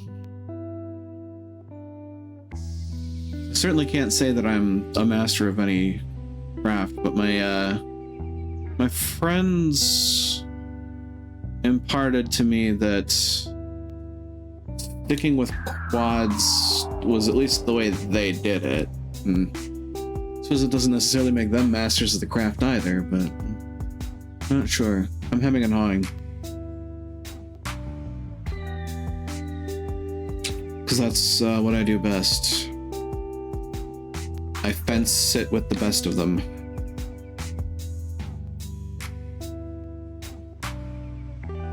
As well?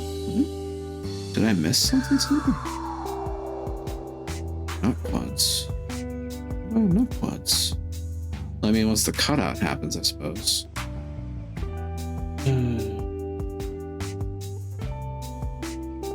Cutout complicates things, he said, not surprisingly, yet somehow completely surprised.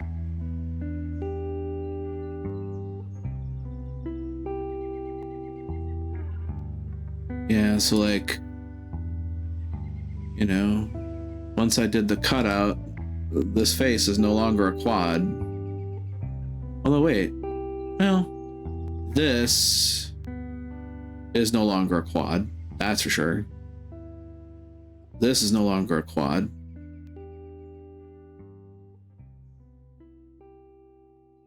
That's no longer a quad. Yeah, actually, this is no longer a quad either. Every one of these brake lines is a new.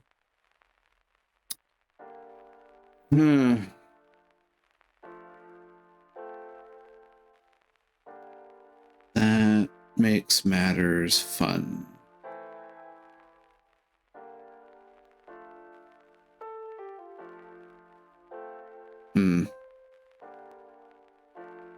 In ZBrush, I'd suggest remesh to stay with quads.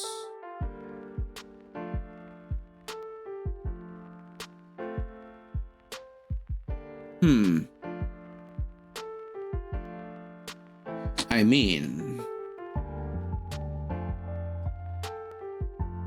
what if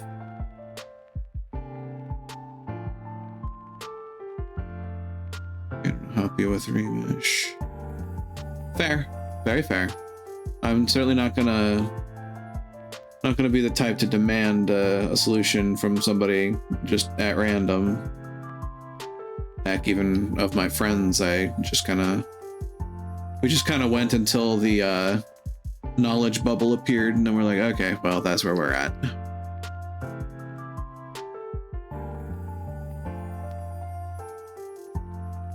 From there, it's suffering until I figure it out. Which is, you know...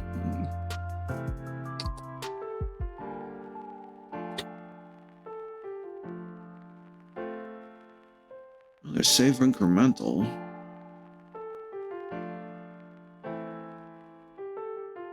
Refresh data block previews. So search isn't giving me anything. Refresh is a modifier.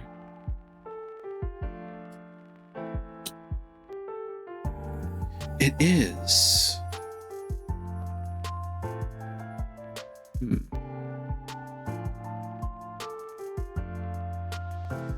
Oh, that looks terrifying.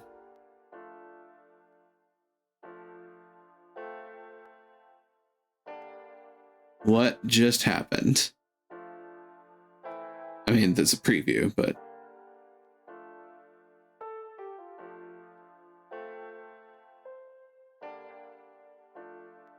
Yeah. The remesh modifier here is...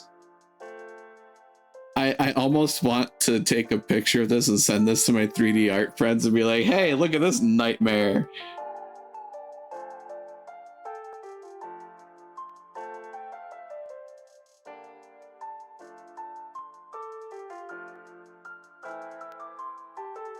Good to know that it still sucks. Yeah. Well, there you go. We found out together.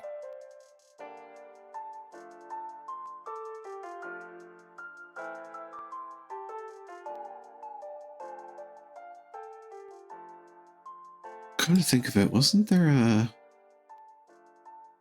Decimate?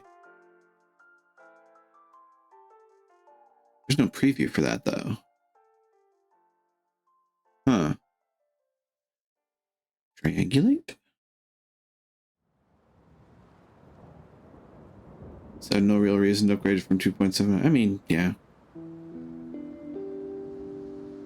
Suppose so.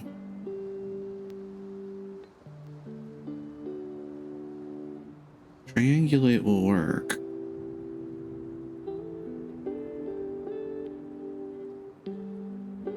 Need to accept it to see the mesh.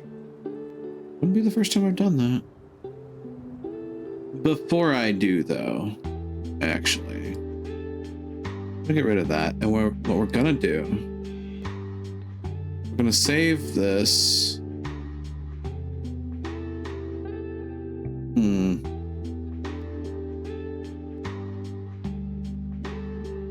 Yeah, save as.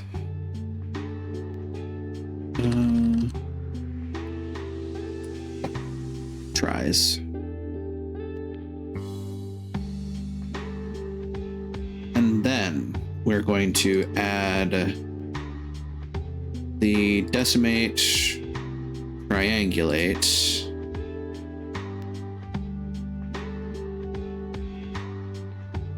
and you can't do it in edit mode, you have to be in object mode. Apply Apply modifier was not first. Result may not be as expected. So then in edit mode, nothing seems to have changed on the face of it. Huh. What?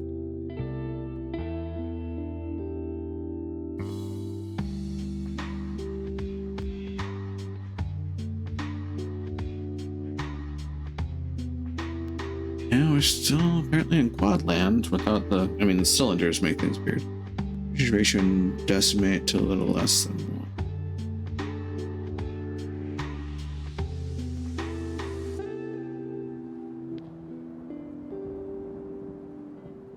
Little less than 1.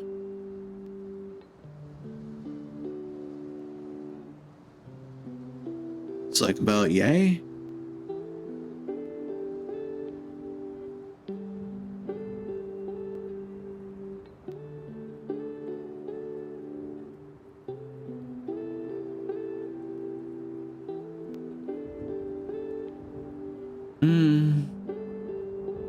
I think I see something different. Oh.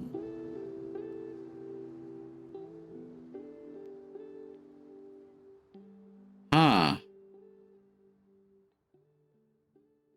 Welcome to Triland.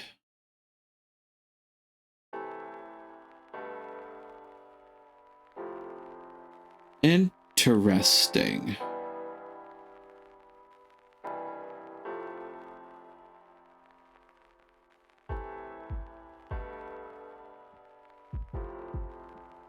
Fixed non-quads, but you need more mesh on the end of the edge. Have it less messed up.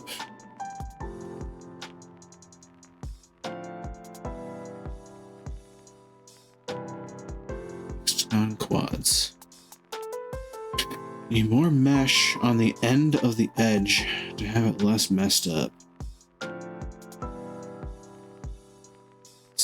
Spiky things. So the tips of the blades.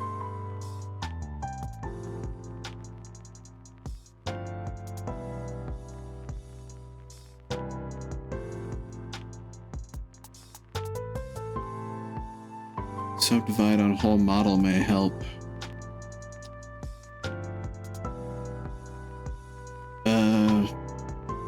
Are we talking before triangulating?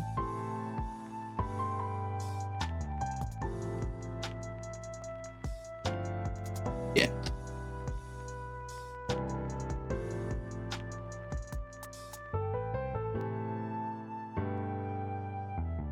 Okay. So I go back over to edit mode, see that we are in square land for the most part. Whole model selected. Subdivide. Where is subdivide? Mesh. I know I saw subdivide as an option somewhere in here.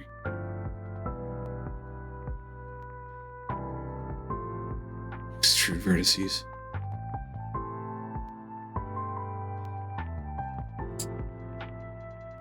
Oh. It's kind of like so.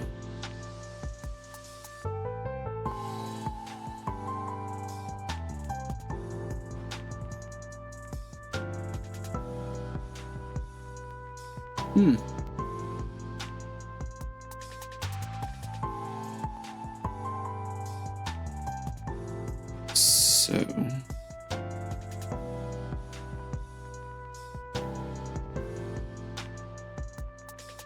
just to lower the damage on that part, yeah. And like, it's interesting how when you take the ratio from 1 to a little under 1, it went from like 1,000 faces to 3,000 faces. Bit of a wild ride, that.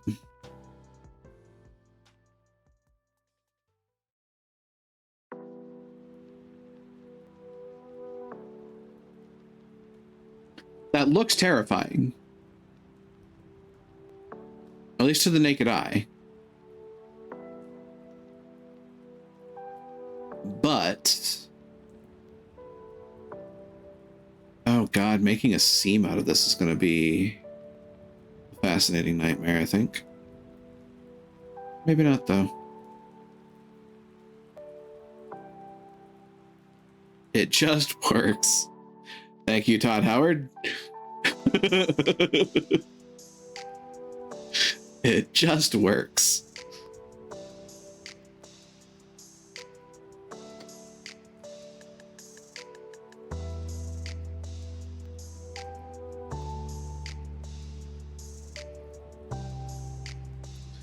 Interesting thought on that, actually. What did that do to my scene? Okay. I mean, the subdivide also... yeah. For getting into... wow. Okay.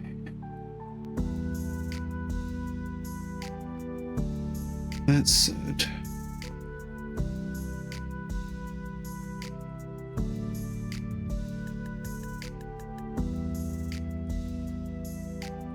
do better than subdivide, but it'll take time. Fair. So ultimately, I mean, the subdivide is effectively making a bunch of ring cuts. Most of the time. Caveats always apply, but at the end of the day...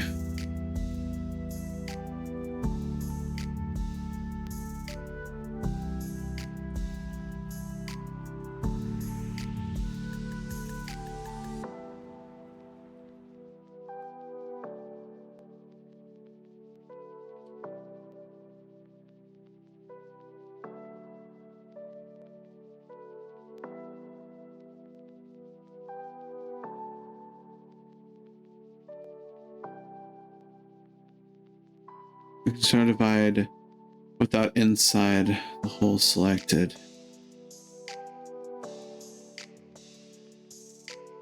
True. Don't need them. This is true. Oh dear.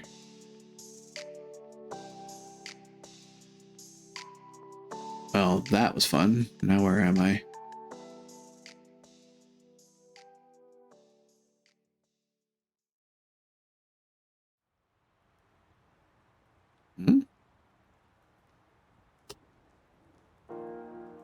Is that how you redo?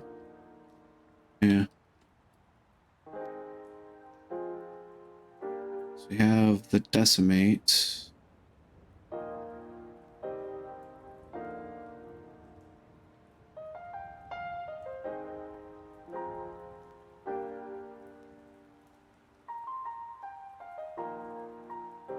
Object mode.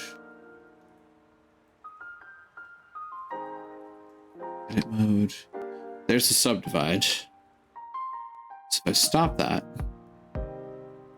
and I deselect these faces, actually, this will make it easier.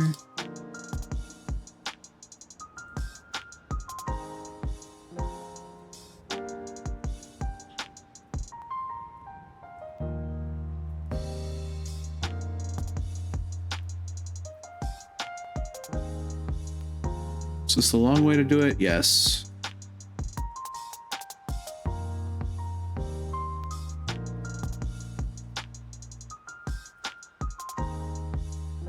But also probably one of the safer ways for me to do it.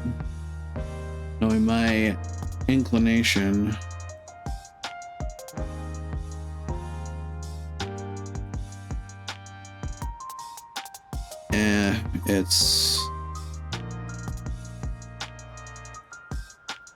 It's not cooperating. Interestingly enough, it wouldn't let me deselect those particular faces. Weird.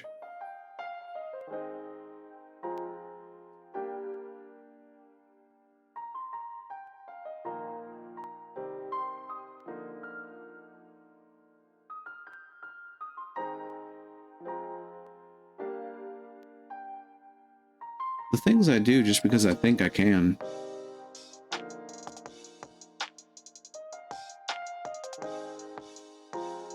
That should work. I would think.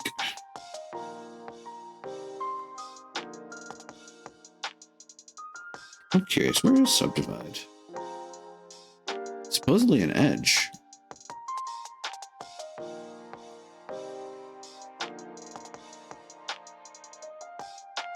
Yeah, there it is. Subdivide.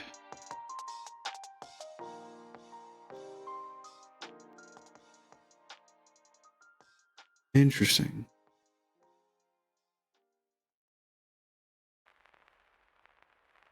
No, you're not at all. I appreciate the guidance. Thank you.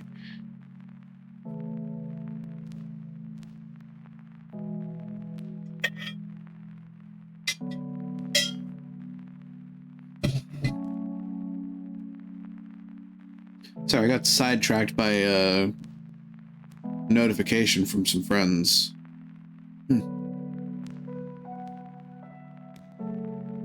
They're on vacation and having issues with their hotel, apparently. Oops. Hope that goes well for them in the end, though.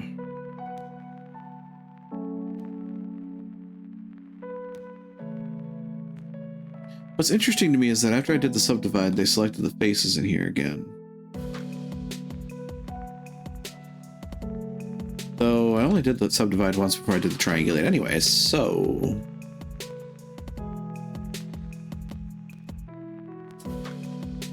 I'm gonna put it like 0.999.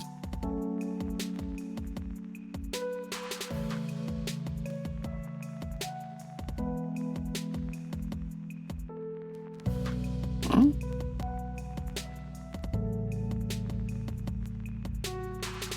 Weird.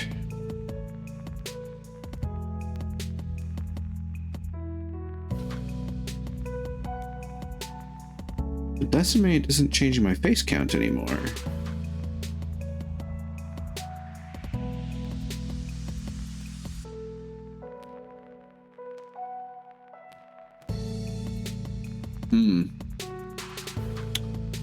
Oh? Wait. Maybe it did. Oh yeah, I'm seeing it. Yeah. I'm seeing it now.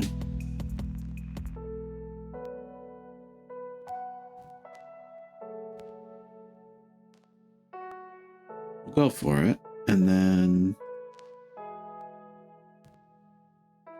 yeah, that's what I'm thinking happened at the time. Apply. I can edit land. That's marginally less nightmare inducing.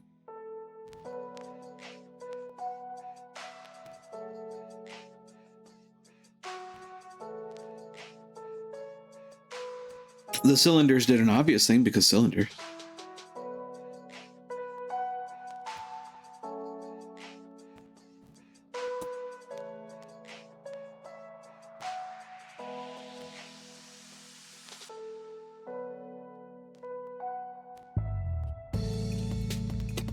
There we go. Save incremental, because why not?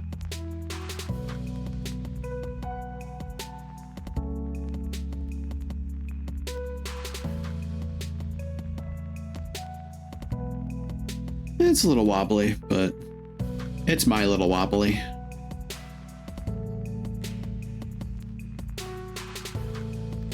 I suppose ultimately over here in UV editing land is where things are going to look interesting. Yeah. That changed a little bit.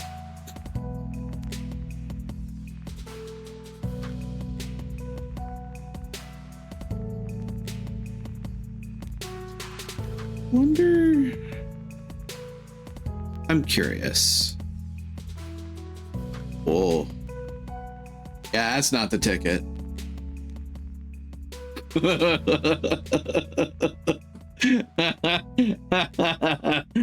Oh. That's bad. God. That said, it did change how this maps out.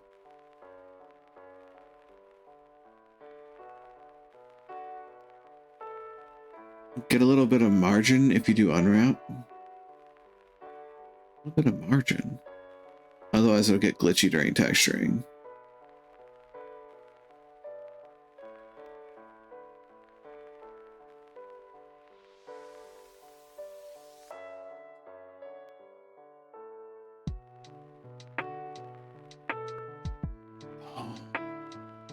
Spacing between parts.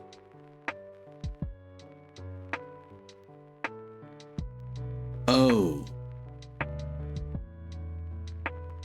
was gonna say for a split second though that with the smart unwrap or the smart UV project, this looks really pretty. It's interesting how it turned it into like a bird wing.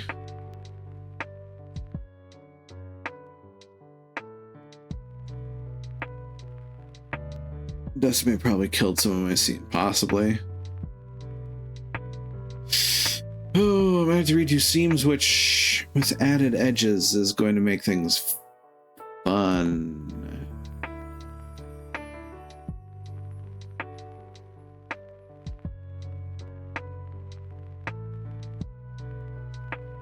Well, that said though, like it seems like the seam is still contiguous.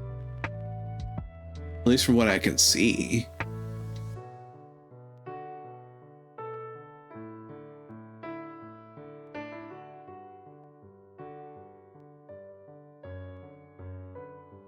Because that red line is the seam, and it looks like it's still contiguous, at least along the top.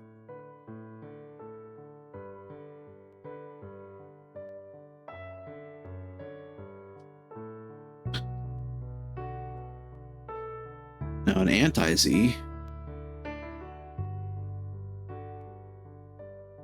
It looks like it's still contiguous.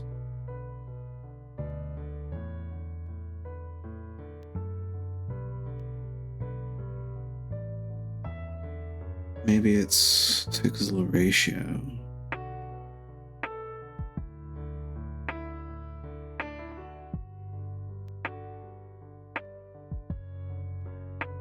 Though, I'm curious about one thing. Oh ho.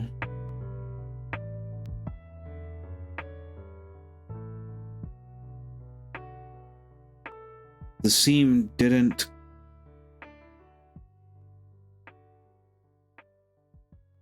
Where am I? I am betwixt the nubbins.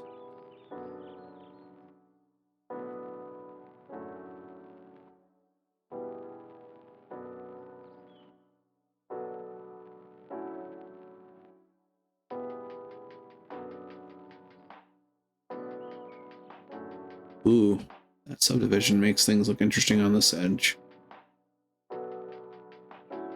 Uh-huh. Look at that. The seam didn't hit the tip of the blade. Which I suppose I should have expected.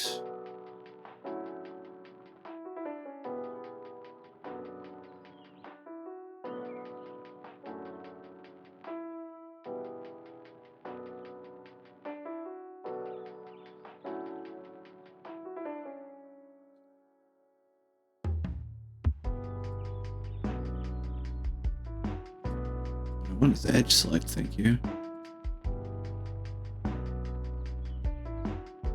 It seems like that would be a logical connection point between the two.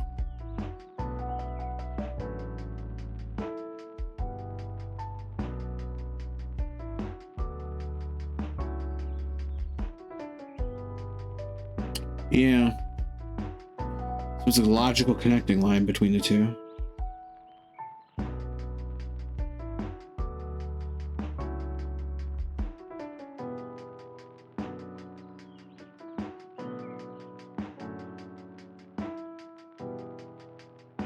I see you. I'm your Huckleberry.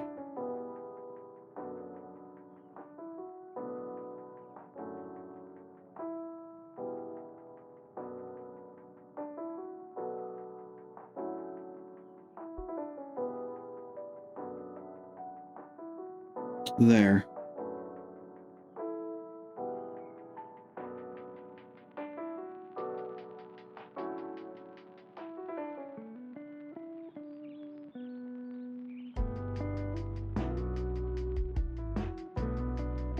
Selected edges as sharp. I'm not sure what that means. Research time.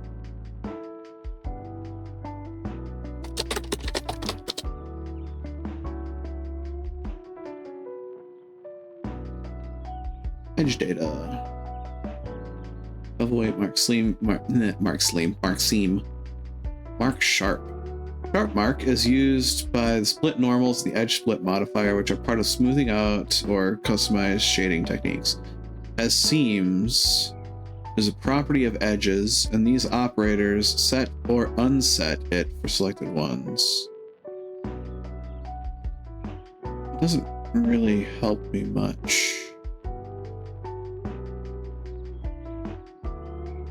Split normals.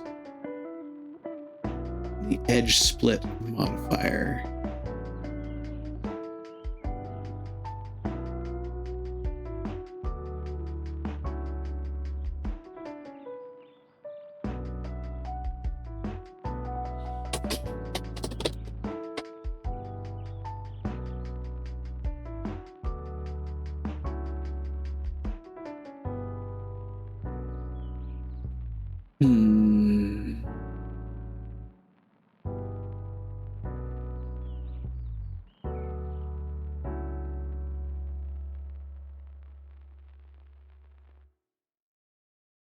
I don't know that marking sharps would have made much different here. Just fix out. I just look like on render. Gotcha. So if I wanted to, I could mark sharp on the blade edges alongside keeping the seam there. It wouldn't harm anything to both have a mark seam and mark sharp on the same spot. In theory.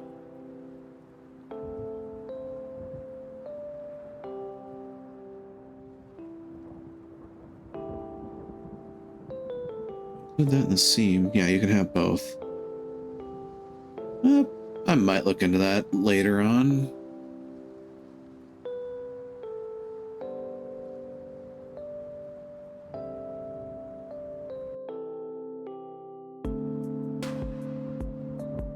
UV smart UV.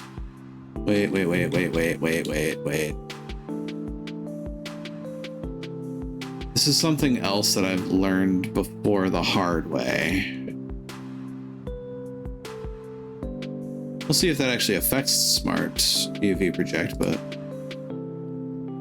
doesn't seem like it did. Okay, well, it was worth a shot. I know that things like these projections actually matter based on how you're looking at the model. I learned that the hard way a while back. And oh boy, was that worth a laugh.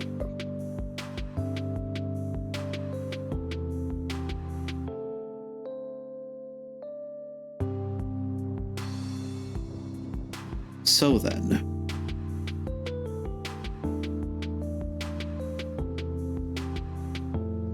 it's interesting that it did this way.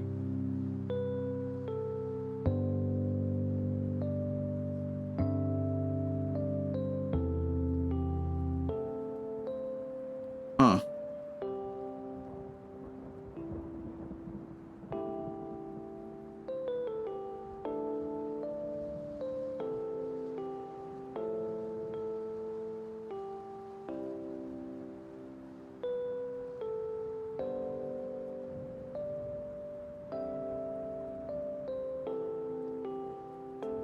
I'm sitting here trying to think of like how I can determine what each of these islands are.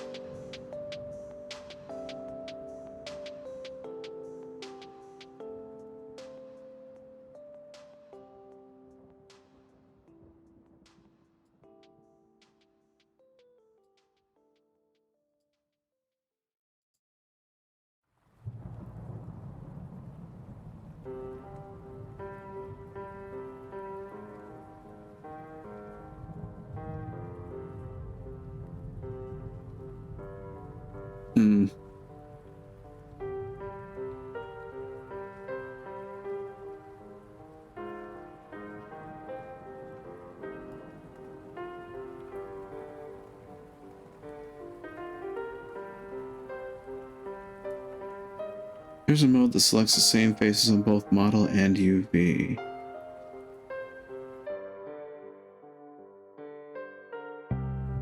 There is a mode. There is a mode. Maybe not this mode.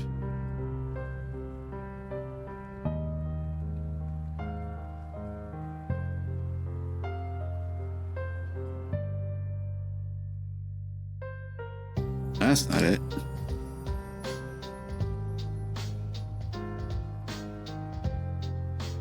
Ooh, pretty. Huh.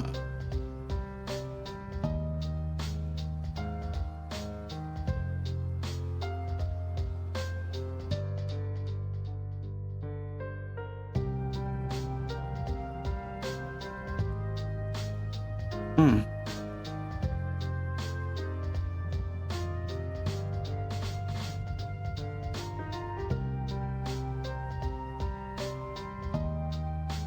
Near the UV window.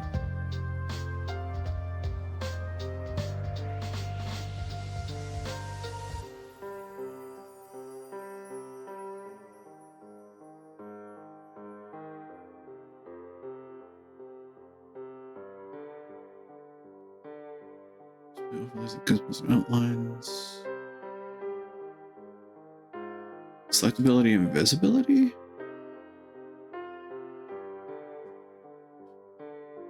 That doesn't seem right.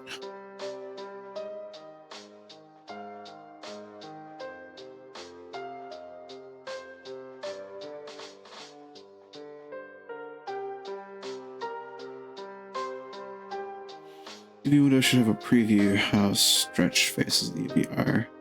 Their blue is fine, any other color is bad. Don't worry, it may be on the black.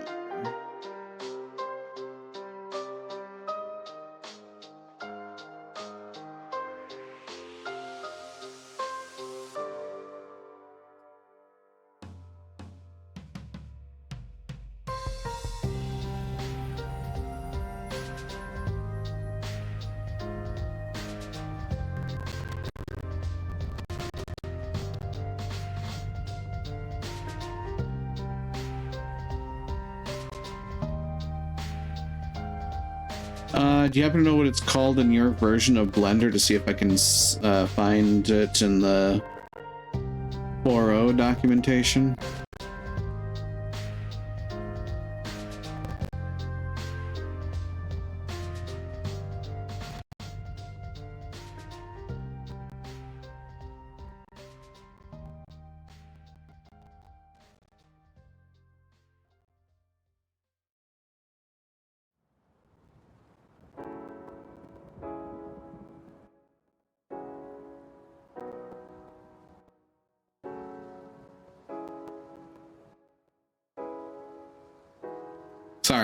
Sorry to inconvenience you with that.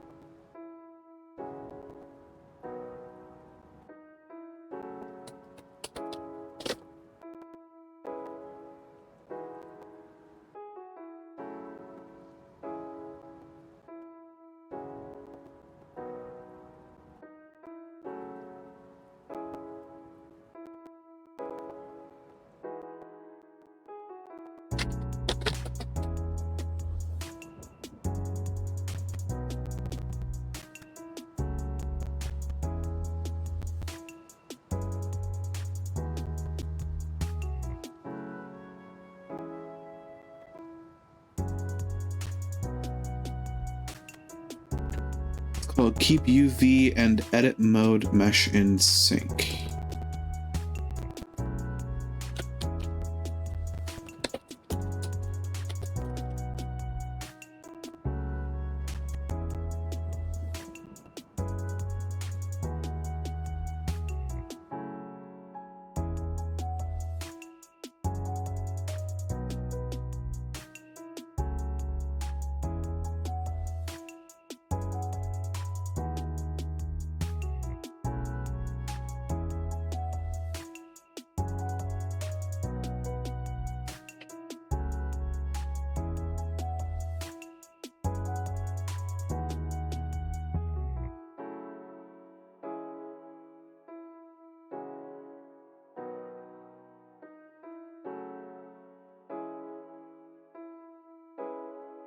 That almost sounds like a preference again, but I could be wrong.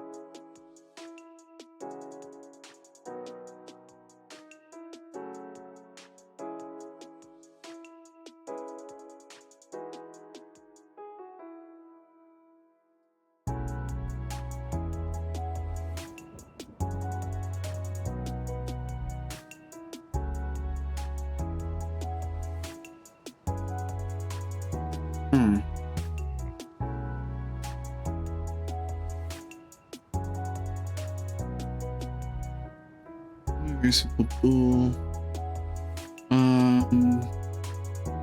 Maybe it's close to icons. Let me choose if I want to select points, faces, or verts. So close to these select modes.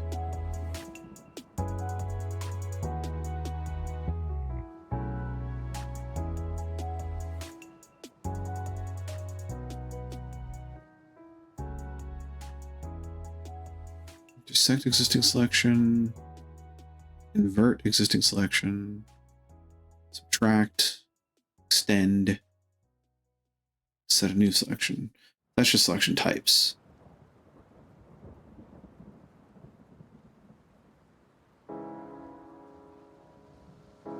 Yeah, got them both on UV window and model window. The option to sync is only on UV part.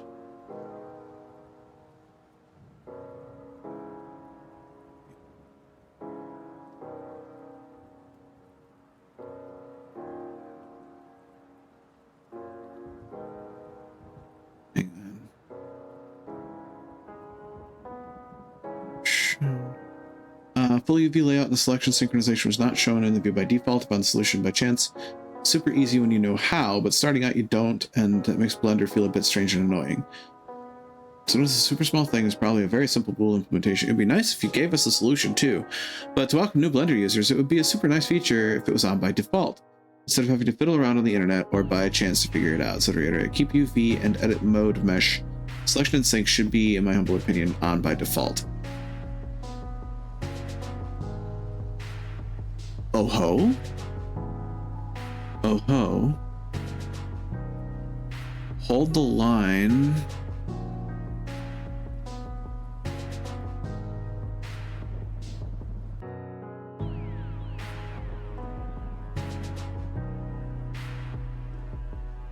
Trying to line this up with what they're showing me. And it's not.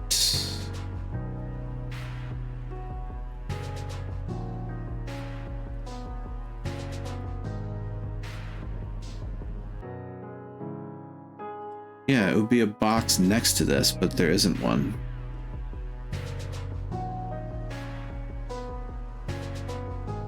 How kind of them.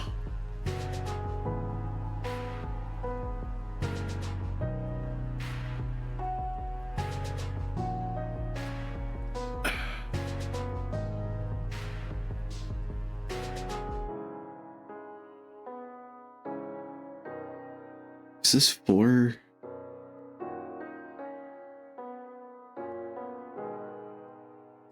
Blender community, but that doesn't mean much.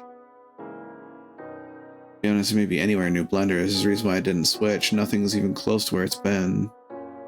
Yeah, this might actually be 279 for all I know. Even though I put Blender 4.0.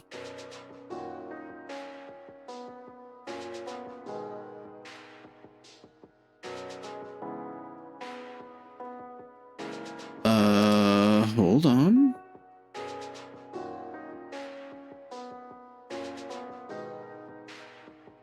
Selection mode buttons in the header, as well as the select.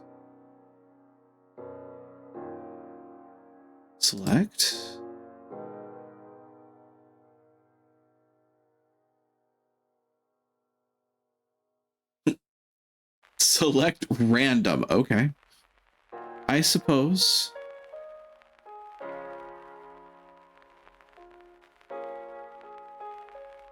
Select, more or less.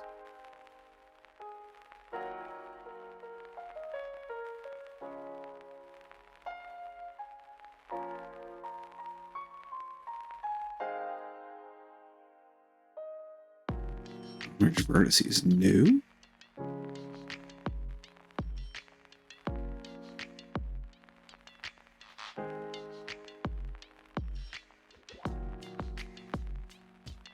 If turned off.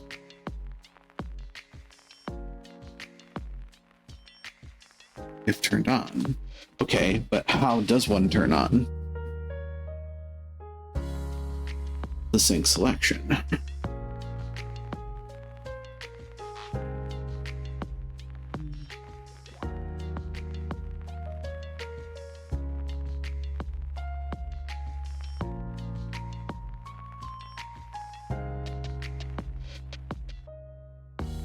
Let's snap. And I'm about to snap. That's a joke. This image to be linked. I don't care about that.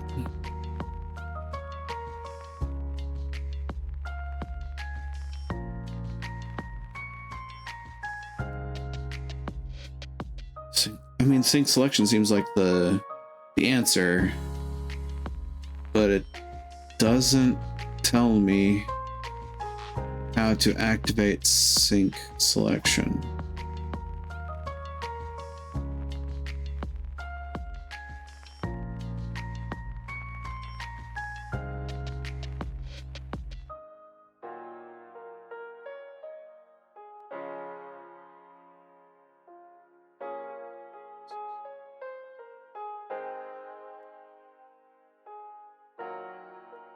So that's the vertex select. These are select modes.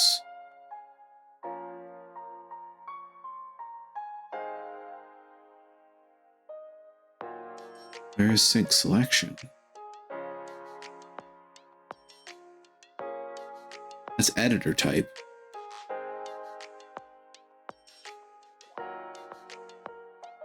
Selectability and visibility.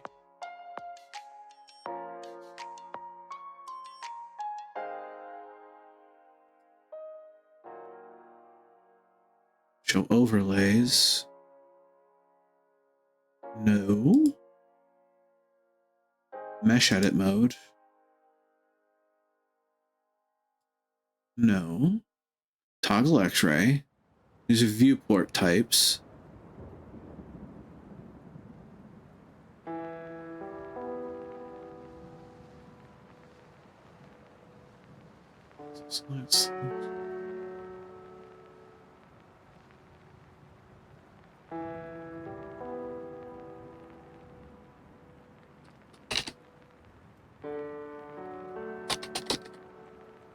Nope.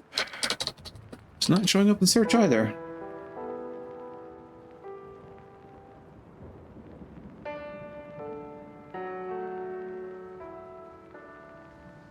We are presently in, UV editor. Sync selection.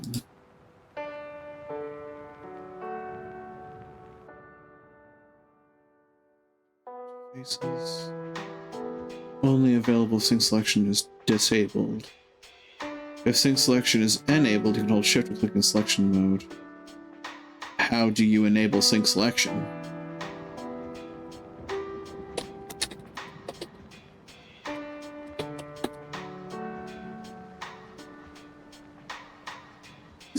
There is no sync selection button, though. I don't see a sync selection button, at least. What are y'all on?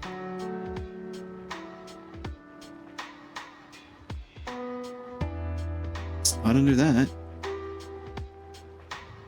Transform, annotate, measure, add cube, extrude, insert, bevel, loop cut, knife, poly build, speen, smooth, edge slide, shrink, fatten, shear, and rip region. Nothing there.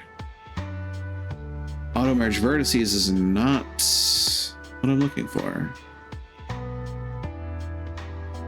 Extend, subtract, invert, intersect. Where is this button? Can you show me what this button looks like? At all.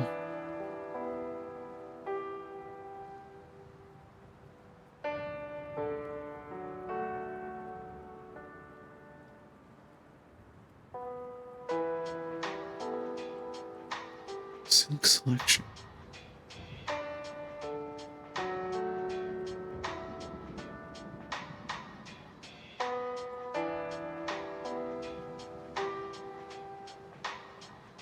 It's not in there. Zooming out, that's pan, that's a camera.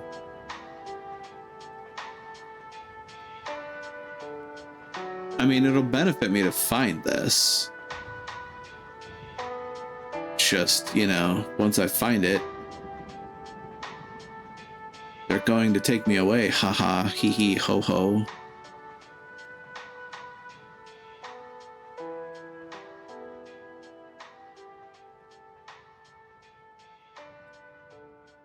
Weird.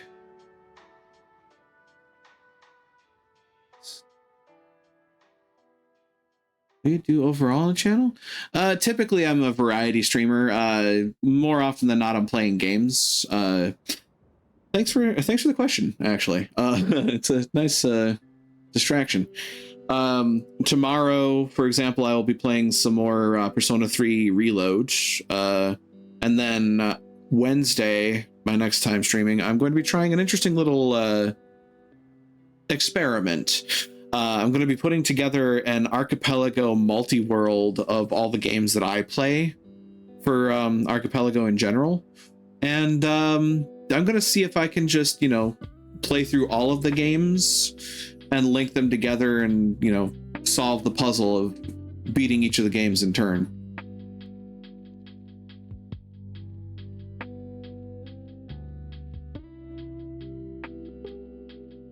But yes, by and large, I do tend to play more games than I do artistry, but that's just because, you know, I'm an amateur at this and kind of learning as I go. Yesterday, I did Guild Wars 2 for a few hours, and I'm doing a storyline run-through of all of the expansions for Guild Wars.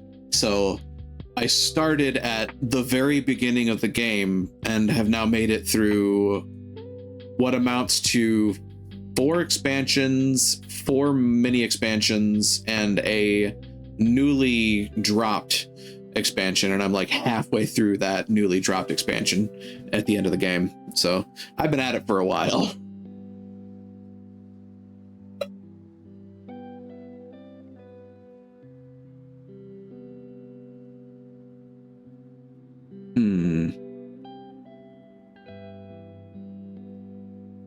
Exactly how I felt trying to learn new Blender. Fair. I mean, at this point, it doesn't really behoove me to go to 278 or 279 because I started learning in 4. So now I'm stuck. Whoops.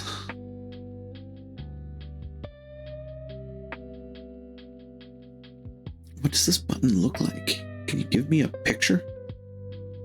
A picture would be fascinating right about now.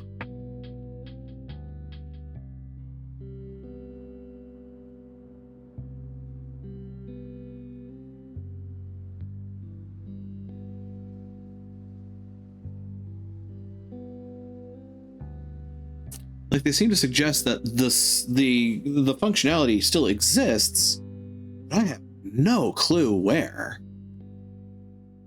They say there's supposed to be some button, but I'm not finding a button.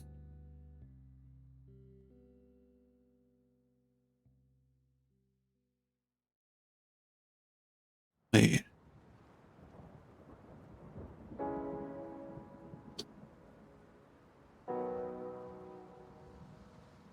No. Man. Thought I was onto something. Thought I was cooking for a second. I was not.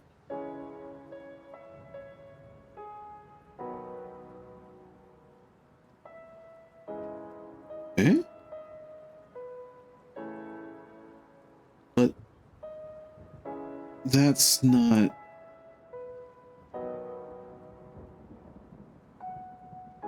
That does look familiar.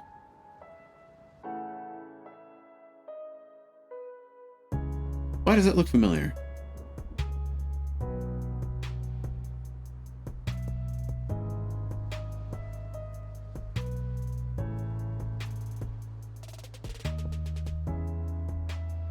Hmm.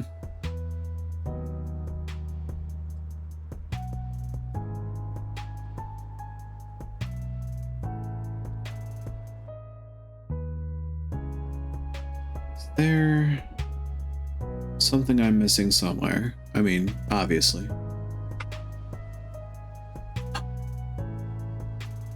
Son of I found it. It's not on the I'm trying to learn. I gave up after not finding how to add light to this. Oh my god. I can imagine. I found it.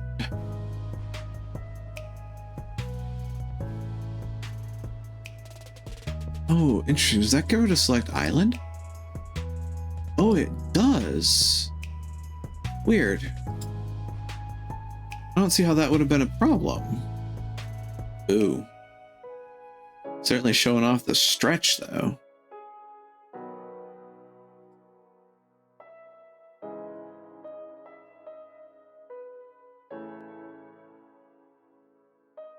Where are you?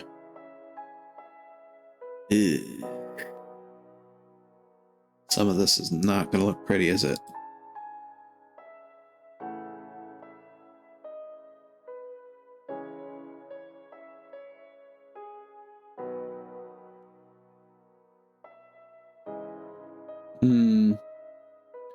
That is an unfortunate problem. But what if I... Oh. Actually. I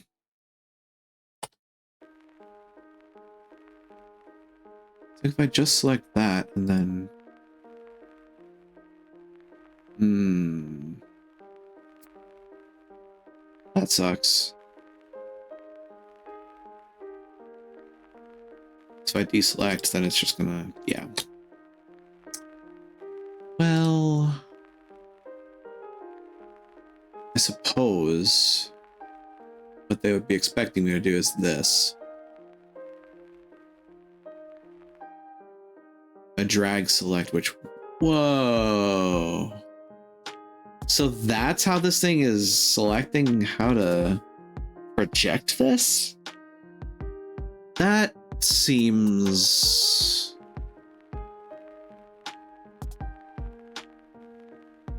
a little weird.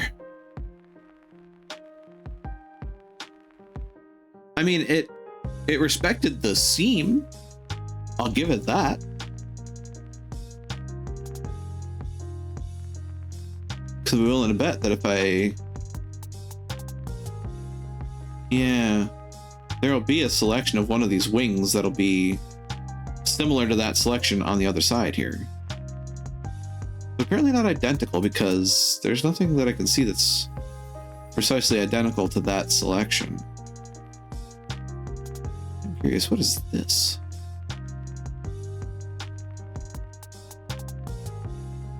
It's mostly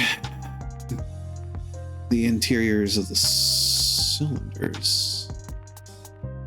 It's based on an angle of edges only.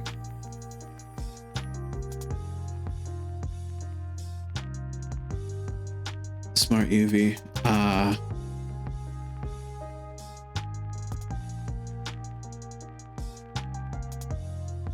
Is woofda.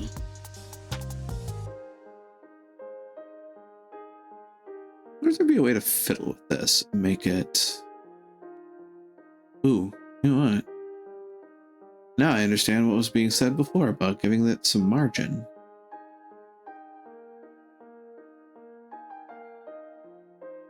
Correct aspect. Oops. I goof.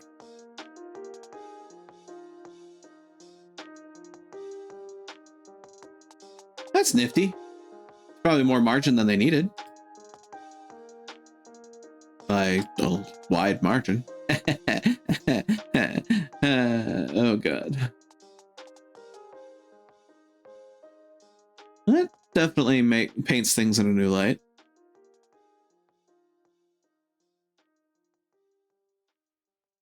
It's certainly a way to UV. I'm not sure. Because, like, there's also... I see some ugliness in this particular image.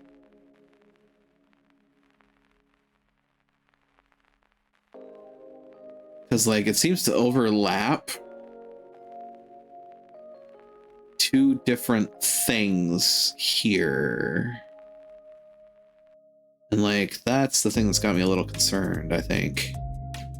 Is, yeah, zooming in on this, it's overlapping faces here.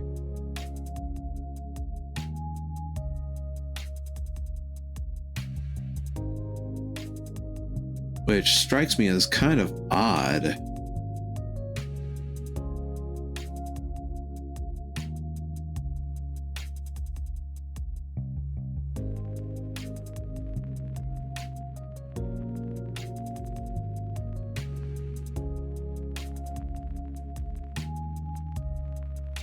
I love how it blew up a whole bunch of small chunks like a model kit across the top here too. Makes me feel like I'm putting together a Gundam.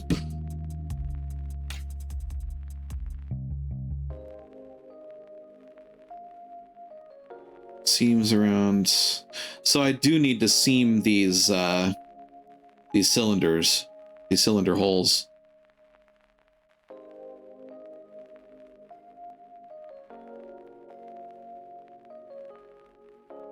That makes sense.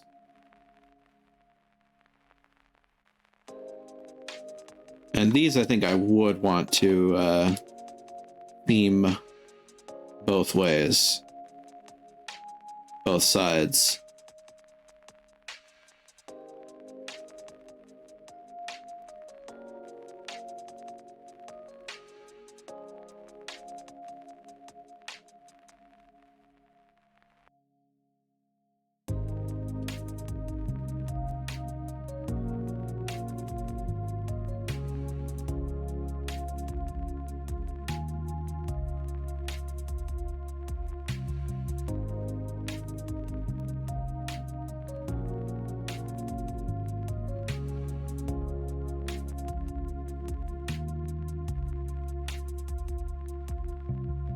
Since we want seams, we want edges.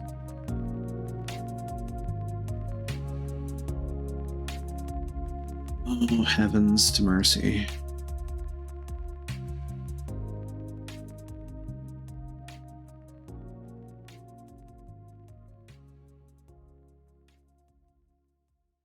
Mm-hmm.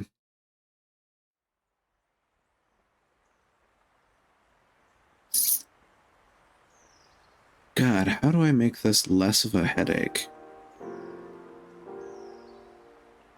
Selecting the loops isn't gonna help me there. Selecting the loops actually makes this more of an issue.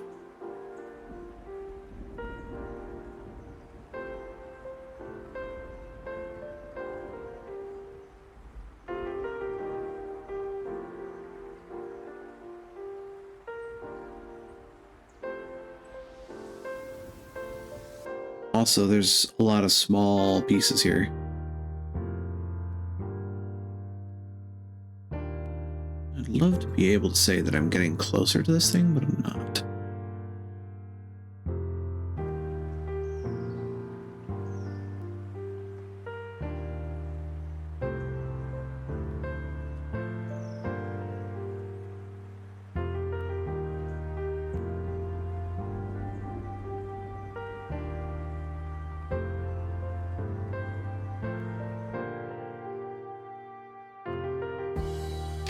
Yeah. Control select the path from the last selected point to the point you're selecting.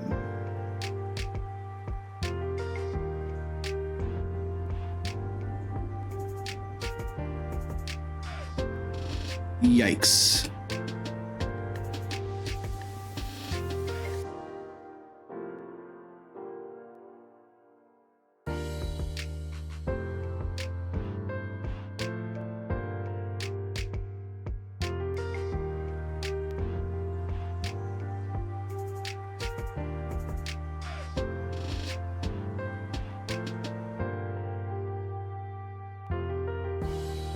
that do what I want it to do? That's the question. Well, I mean, it's showing me as I go here, and, I mean...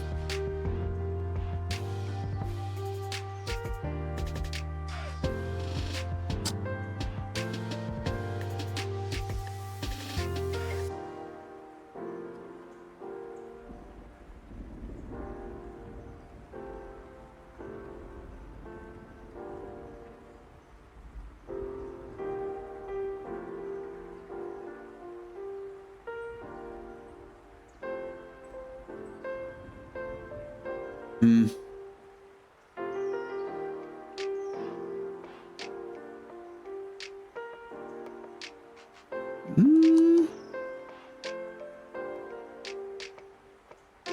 I think it worked.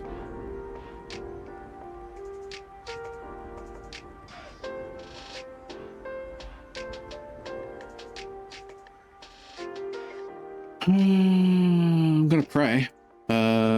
Mark seam. Then, oh.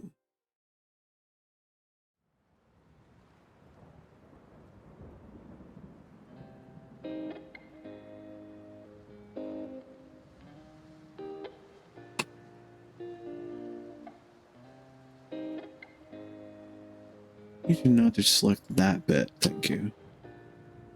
But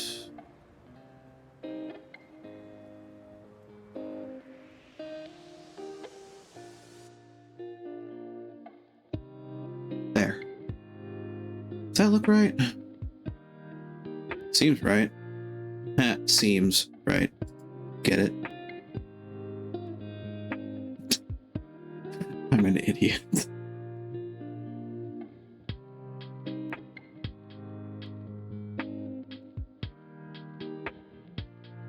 Dumb joke, not haha funny.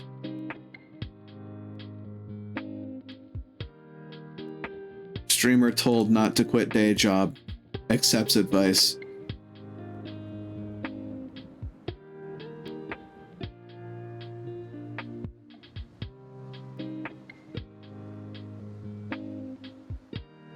Ooh. Select a circle. I'll get right on that, buddy.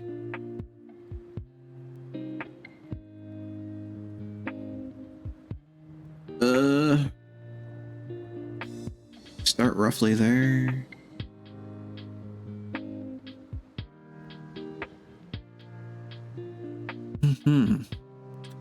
That said,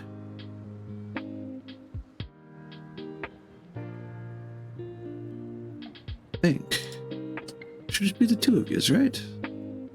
I hope so. Time to mark a seam.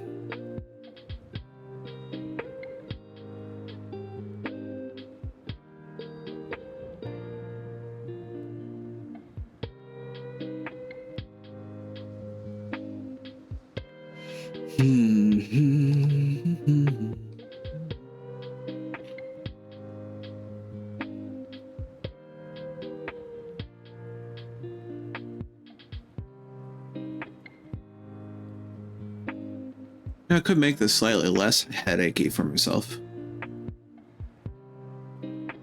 by, you know, looking at the proper side.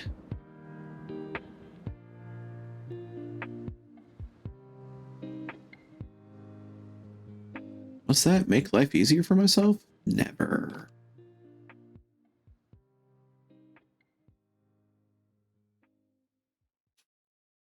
To quote probably one of the dumbest things I've ever heard in my life that actually comes from an artist. Artists must suffer for their art. That's why it's called painting.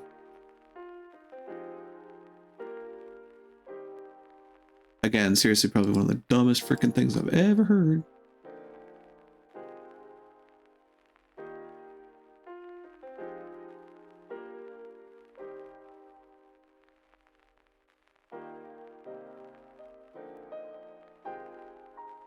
Certainly amuses the hell out of me, though. I hate it, thanks. Right?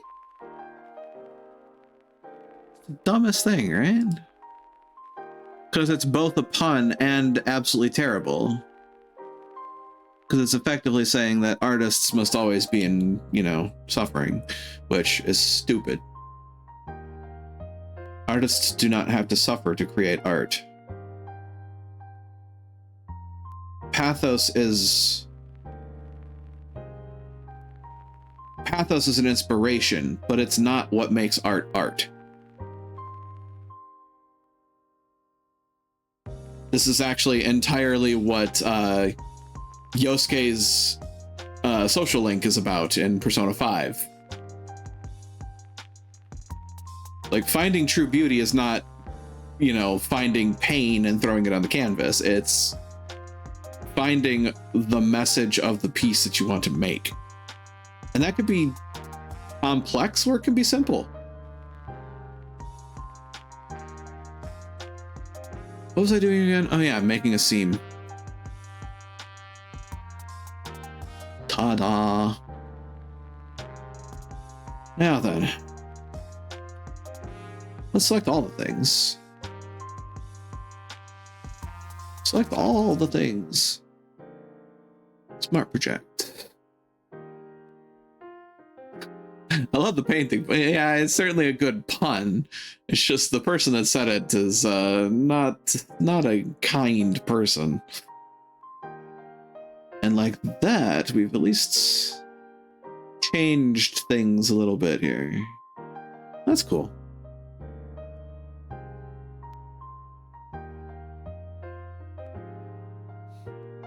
I mean, given the subdivision, it looks really pretty. Yeah. Like, I love how the UP map looks. I just also realized that, like, actually texturing that would probably get a bit of a side eye out of a few folks.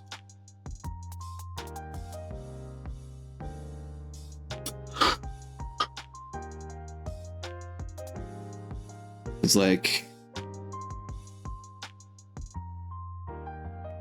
yeah, that's pretty non-contiguous. If I just take a random selection sample of my Batleth here.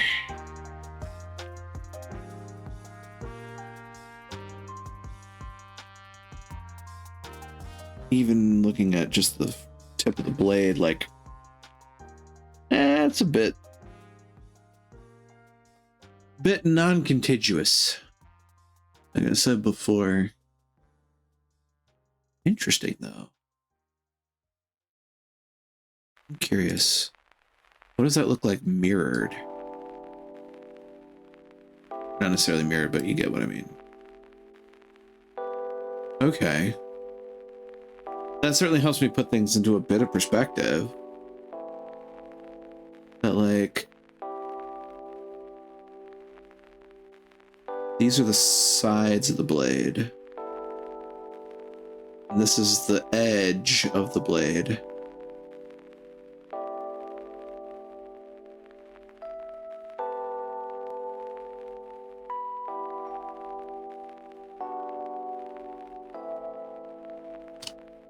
If I add on a few rows here.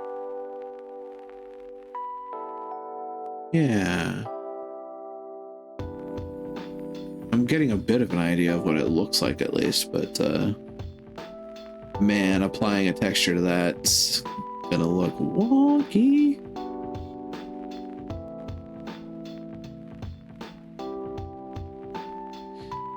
I'm also curious about that other element, though. Select menu, no. Base selection mode, no. UV editor.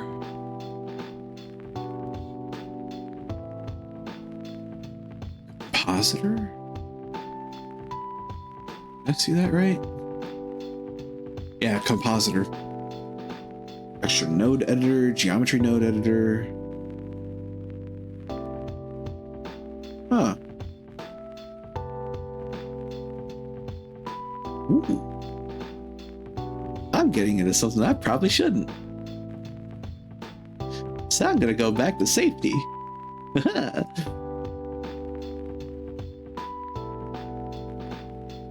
You'll find that on occasion I can in fact be rather goofy.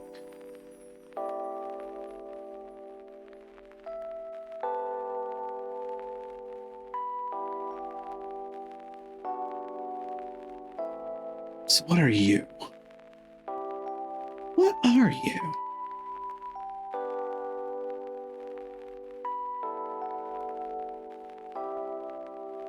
Okay. So like if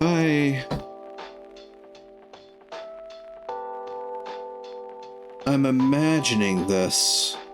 Let me think of it.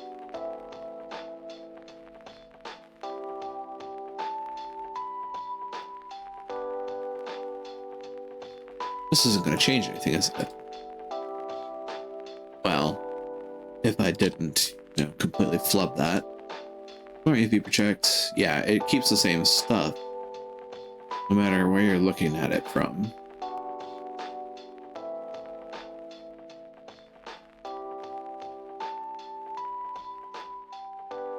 Right.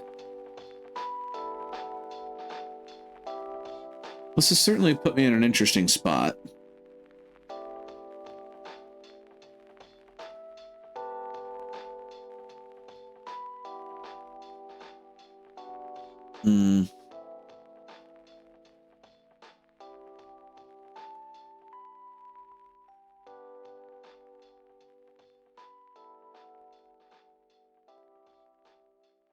I can kind of see where it's going.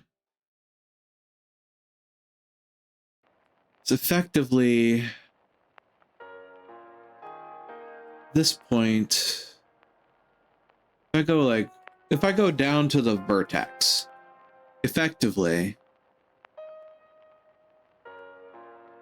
these dots up here connect to these dots here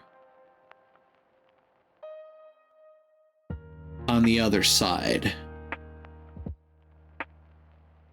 So then if you effectively take those two planes and kind of bend them to the tip, they wind up forming that cone. It also means that this is extending basically from that point all the way up to here to where the cylinder cuts are, because that's what that's what this whole big thing is, and also what this whole big thing is, as well as this wonderful bit of fried wonderful. Like I see the image, but just the sheer amount that's shuffled all over the place has me concerned.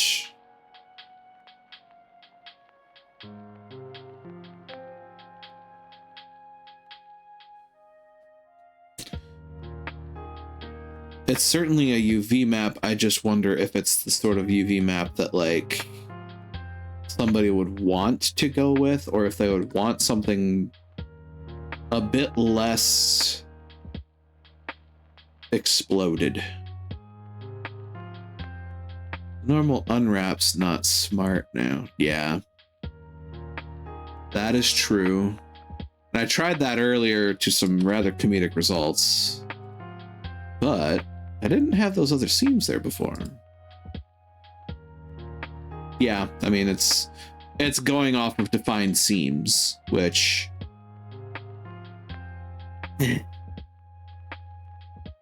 like, okay.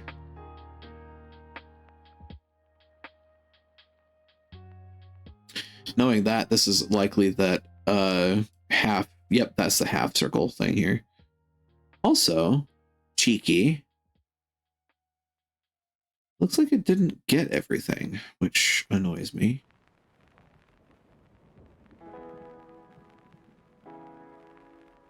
Cylinders need to have a cut. It cannot be a loop. Right. Oh, God. Duh. Now I remember that. They need to have a cut. They need to have a spot where they're breaking the line. Which means they have to cut across somewhere. I would think that the cut should be then at the top. So that's the section least likely to have a problem. If you catch my meaning. Ah. Program. You. Mark seam. Oops. Sharp. Mark seam. Yeah, whatever feels least visible. Yeah.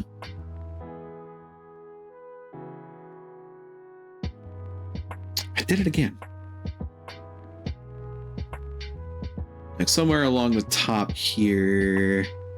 I'm just gonna clink. That's not right. Clink. There we go. Gotcha, you little booger. Mark seam. UV unwrap.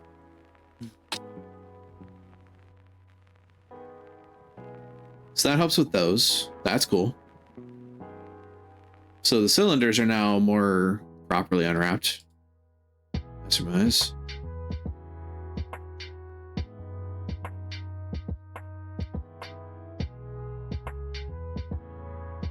So that'll be that. Yeah. Yeah.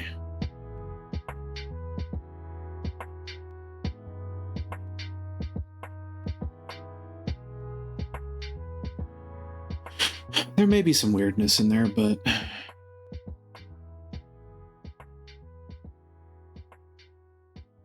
that's gonna be, yeah, okay. It's gonna be this whole cylinder, plus a little extra because I accidentally clipped a bit. It's down there by that tip. Yeah.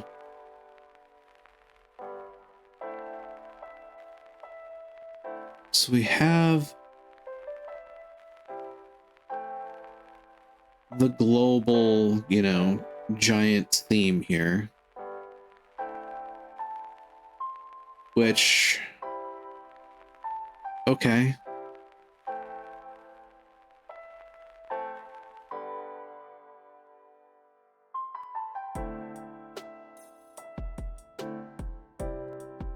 I'm curious. Yeah, that tracks.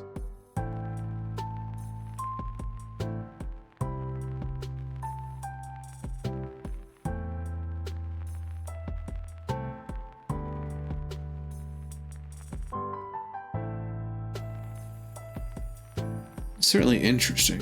I'm curious about what the smart UV projector is going to look like now that I've done that, though. Keep doing that.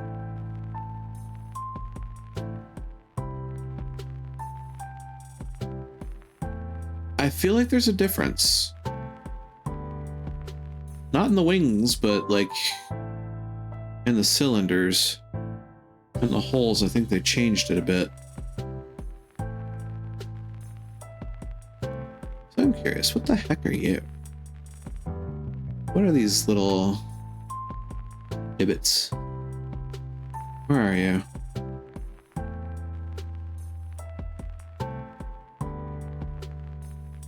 I see your selection points, but I don't see where you are on the model. I should suggest you're in a spot where you're really tiny. You can try to mess with the angle parameter in Smart UV unwrap for different results. That is a point.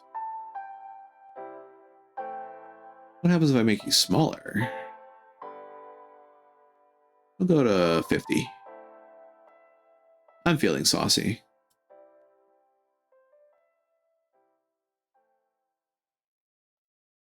Making you smaller appears to...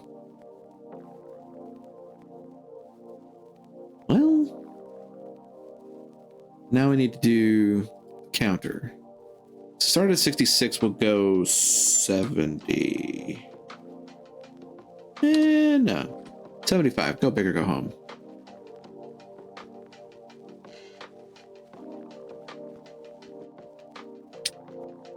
Interesting. Not really sure what the change in degrees is doing for me. If I make a more egregious example, we go 100 degrees. Well, that's interesting.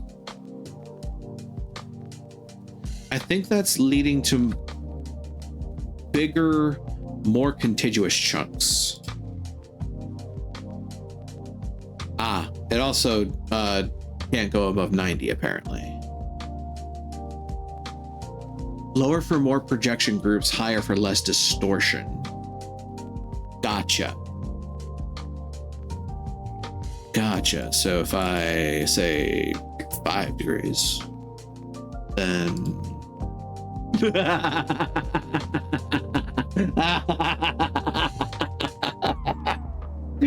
Oh yeah, I'm handing this off to the texture artist. They're gonna love me. Basically, what angles and the edges you allow to be together. Gotcha. I'm just picturing handing this off to a texture artist. Just watching the rage boil. Because God, there was a visceral pain reaction in the back of my head when I saw this. Oh God, ow.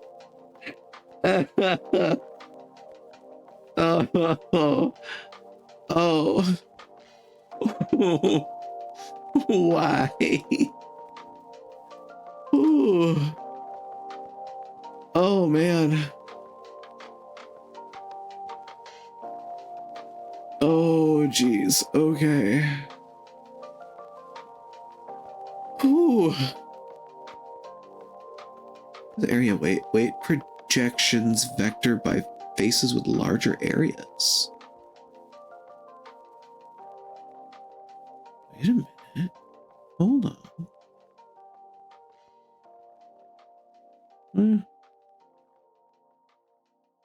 What happens if I start to bump that up more and more? I'm gonna go something like 0.5. Doesn't seem to be changing much. Let's gild the lily here. Well, it gave me a different projection. Not sure what much changed, but it gave me a different projection.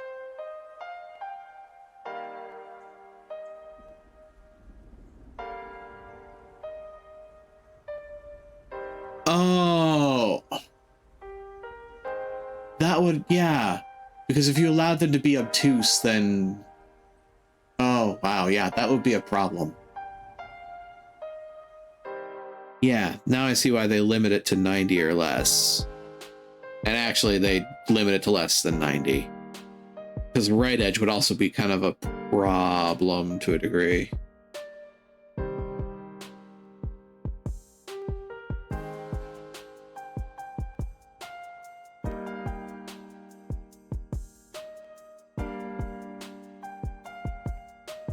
I'm curious what this wing bone is here. Ah. It is a connecting point between the sides of the blade. That would track, wouldn't it? Is... Got my eyes on right. Yeah, it's the underside here.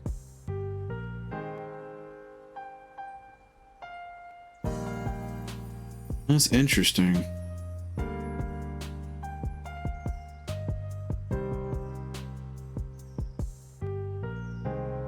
Yep, I can see the selection. It is all the way down to that point. Yep. That's cool.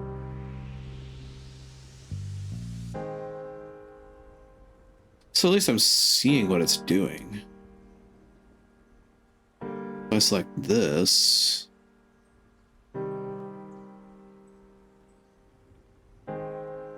back half of the blade. Yeah, it's effectively the back half here. With a little bit of an exception.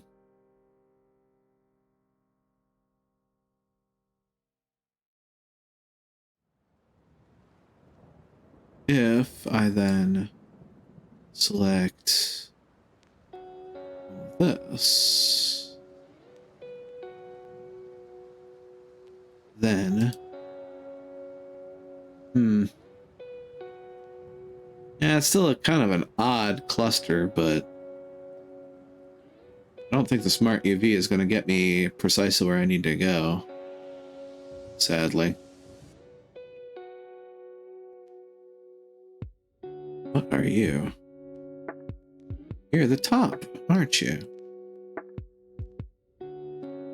To a degree, yeah, you are.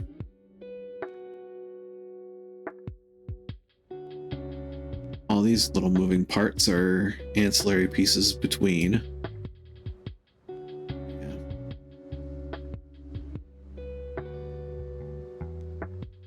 Yeah, smart UV isn't going to solve all my problems. But I feel like on a simpler object, it would definitely sparkle. Smart UV works only with very cube-like things, very obvious bends, yeah. And the batleth is very not that. The batleth is a very curved, spiky, sharp thing. One would not be remiss to find it funny to hear the words batleth and elegance in the same sentence. A Klingon cares not for elegance, a Klingon cares for efficiency. At least when it comes to killing things. The poetry comes after.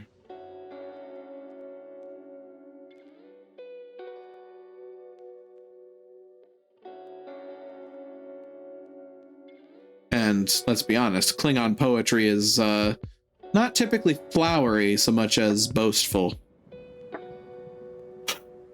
And Kayla slew. And Kayla slew. Wave upon wave of enemies on the shore. Certainly not talking about how he danced through them. Just talking about the fact that he took out platoons.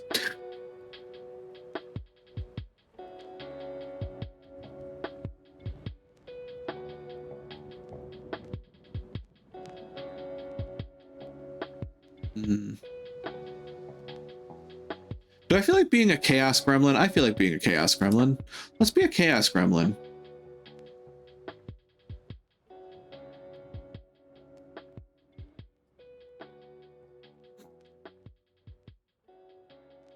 Yeah, it's pretty sufficiently Chaos Gremlin.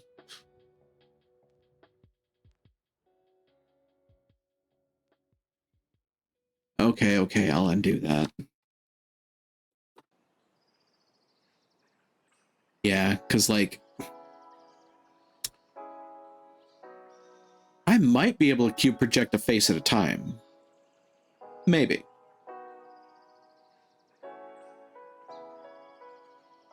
I'd have to cylinder project the inside of the cut holes.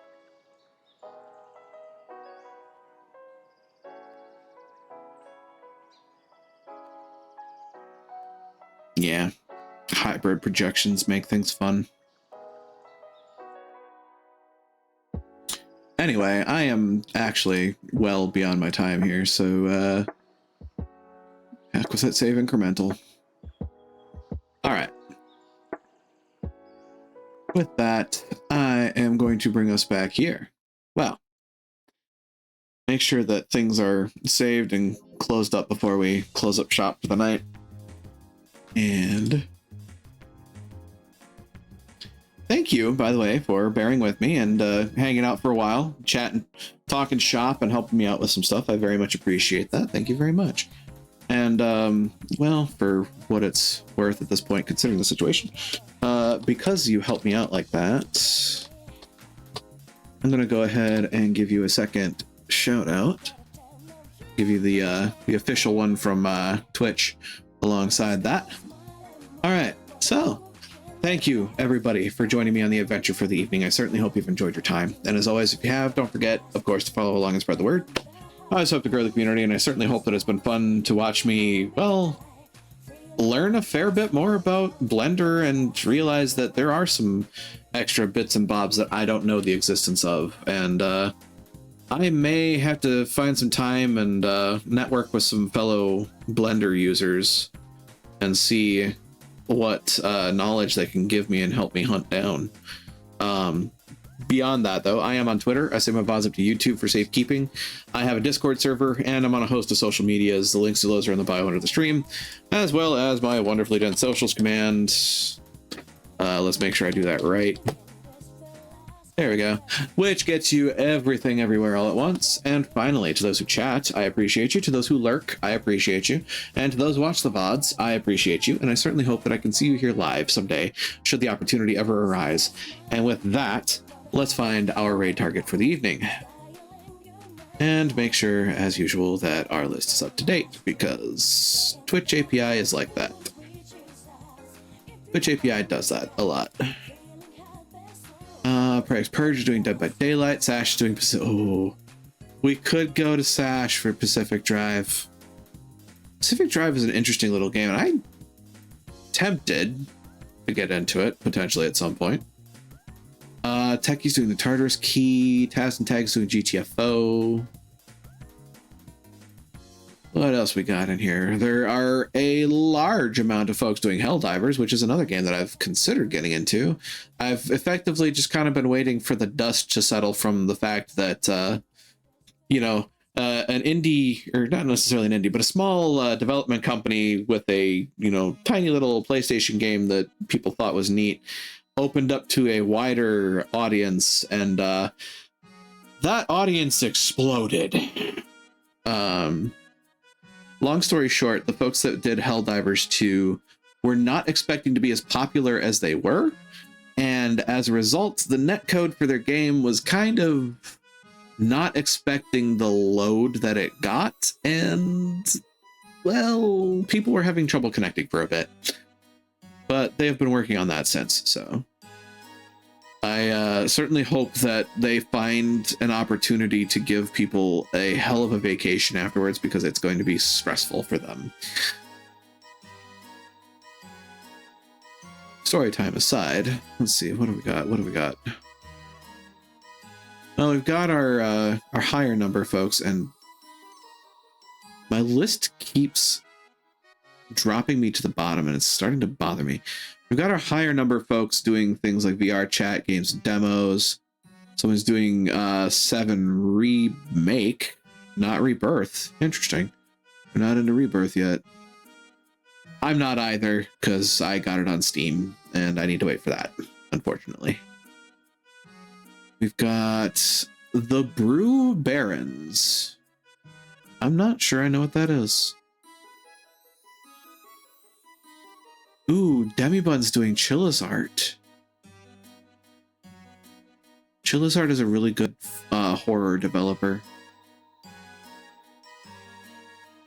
The other's doing Deep Rock Galactic. Twizzle's also doing Pacific Drive. You know what? It's been a while since we've gone to see Sash. It's been a little bit, and I enjoy the chill vibes of the whatever Sash is. Precious Bean for parts of it. Absolute gremlin otherwise. But hey, we're off on an adventure.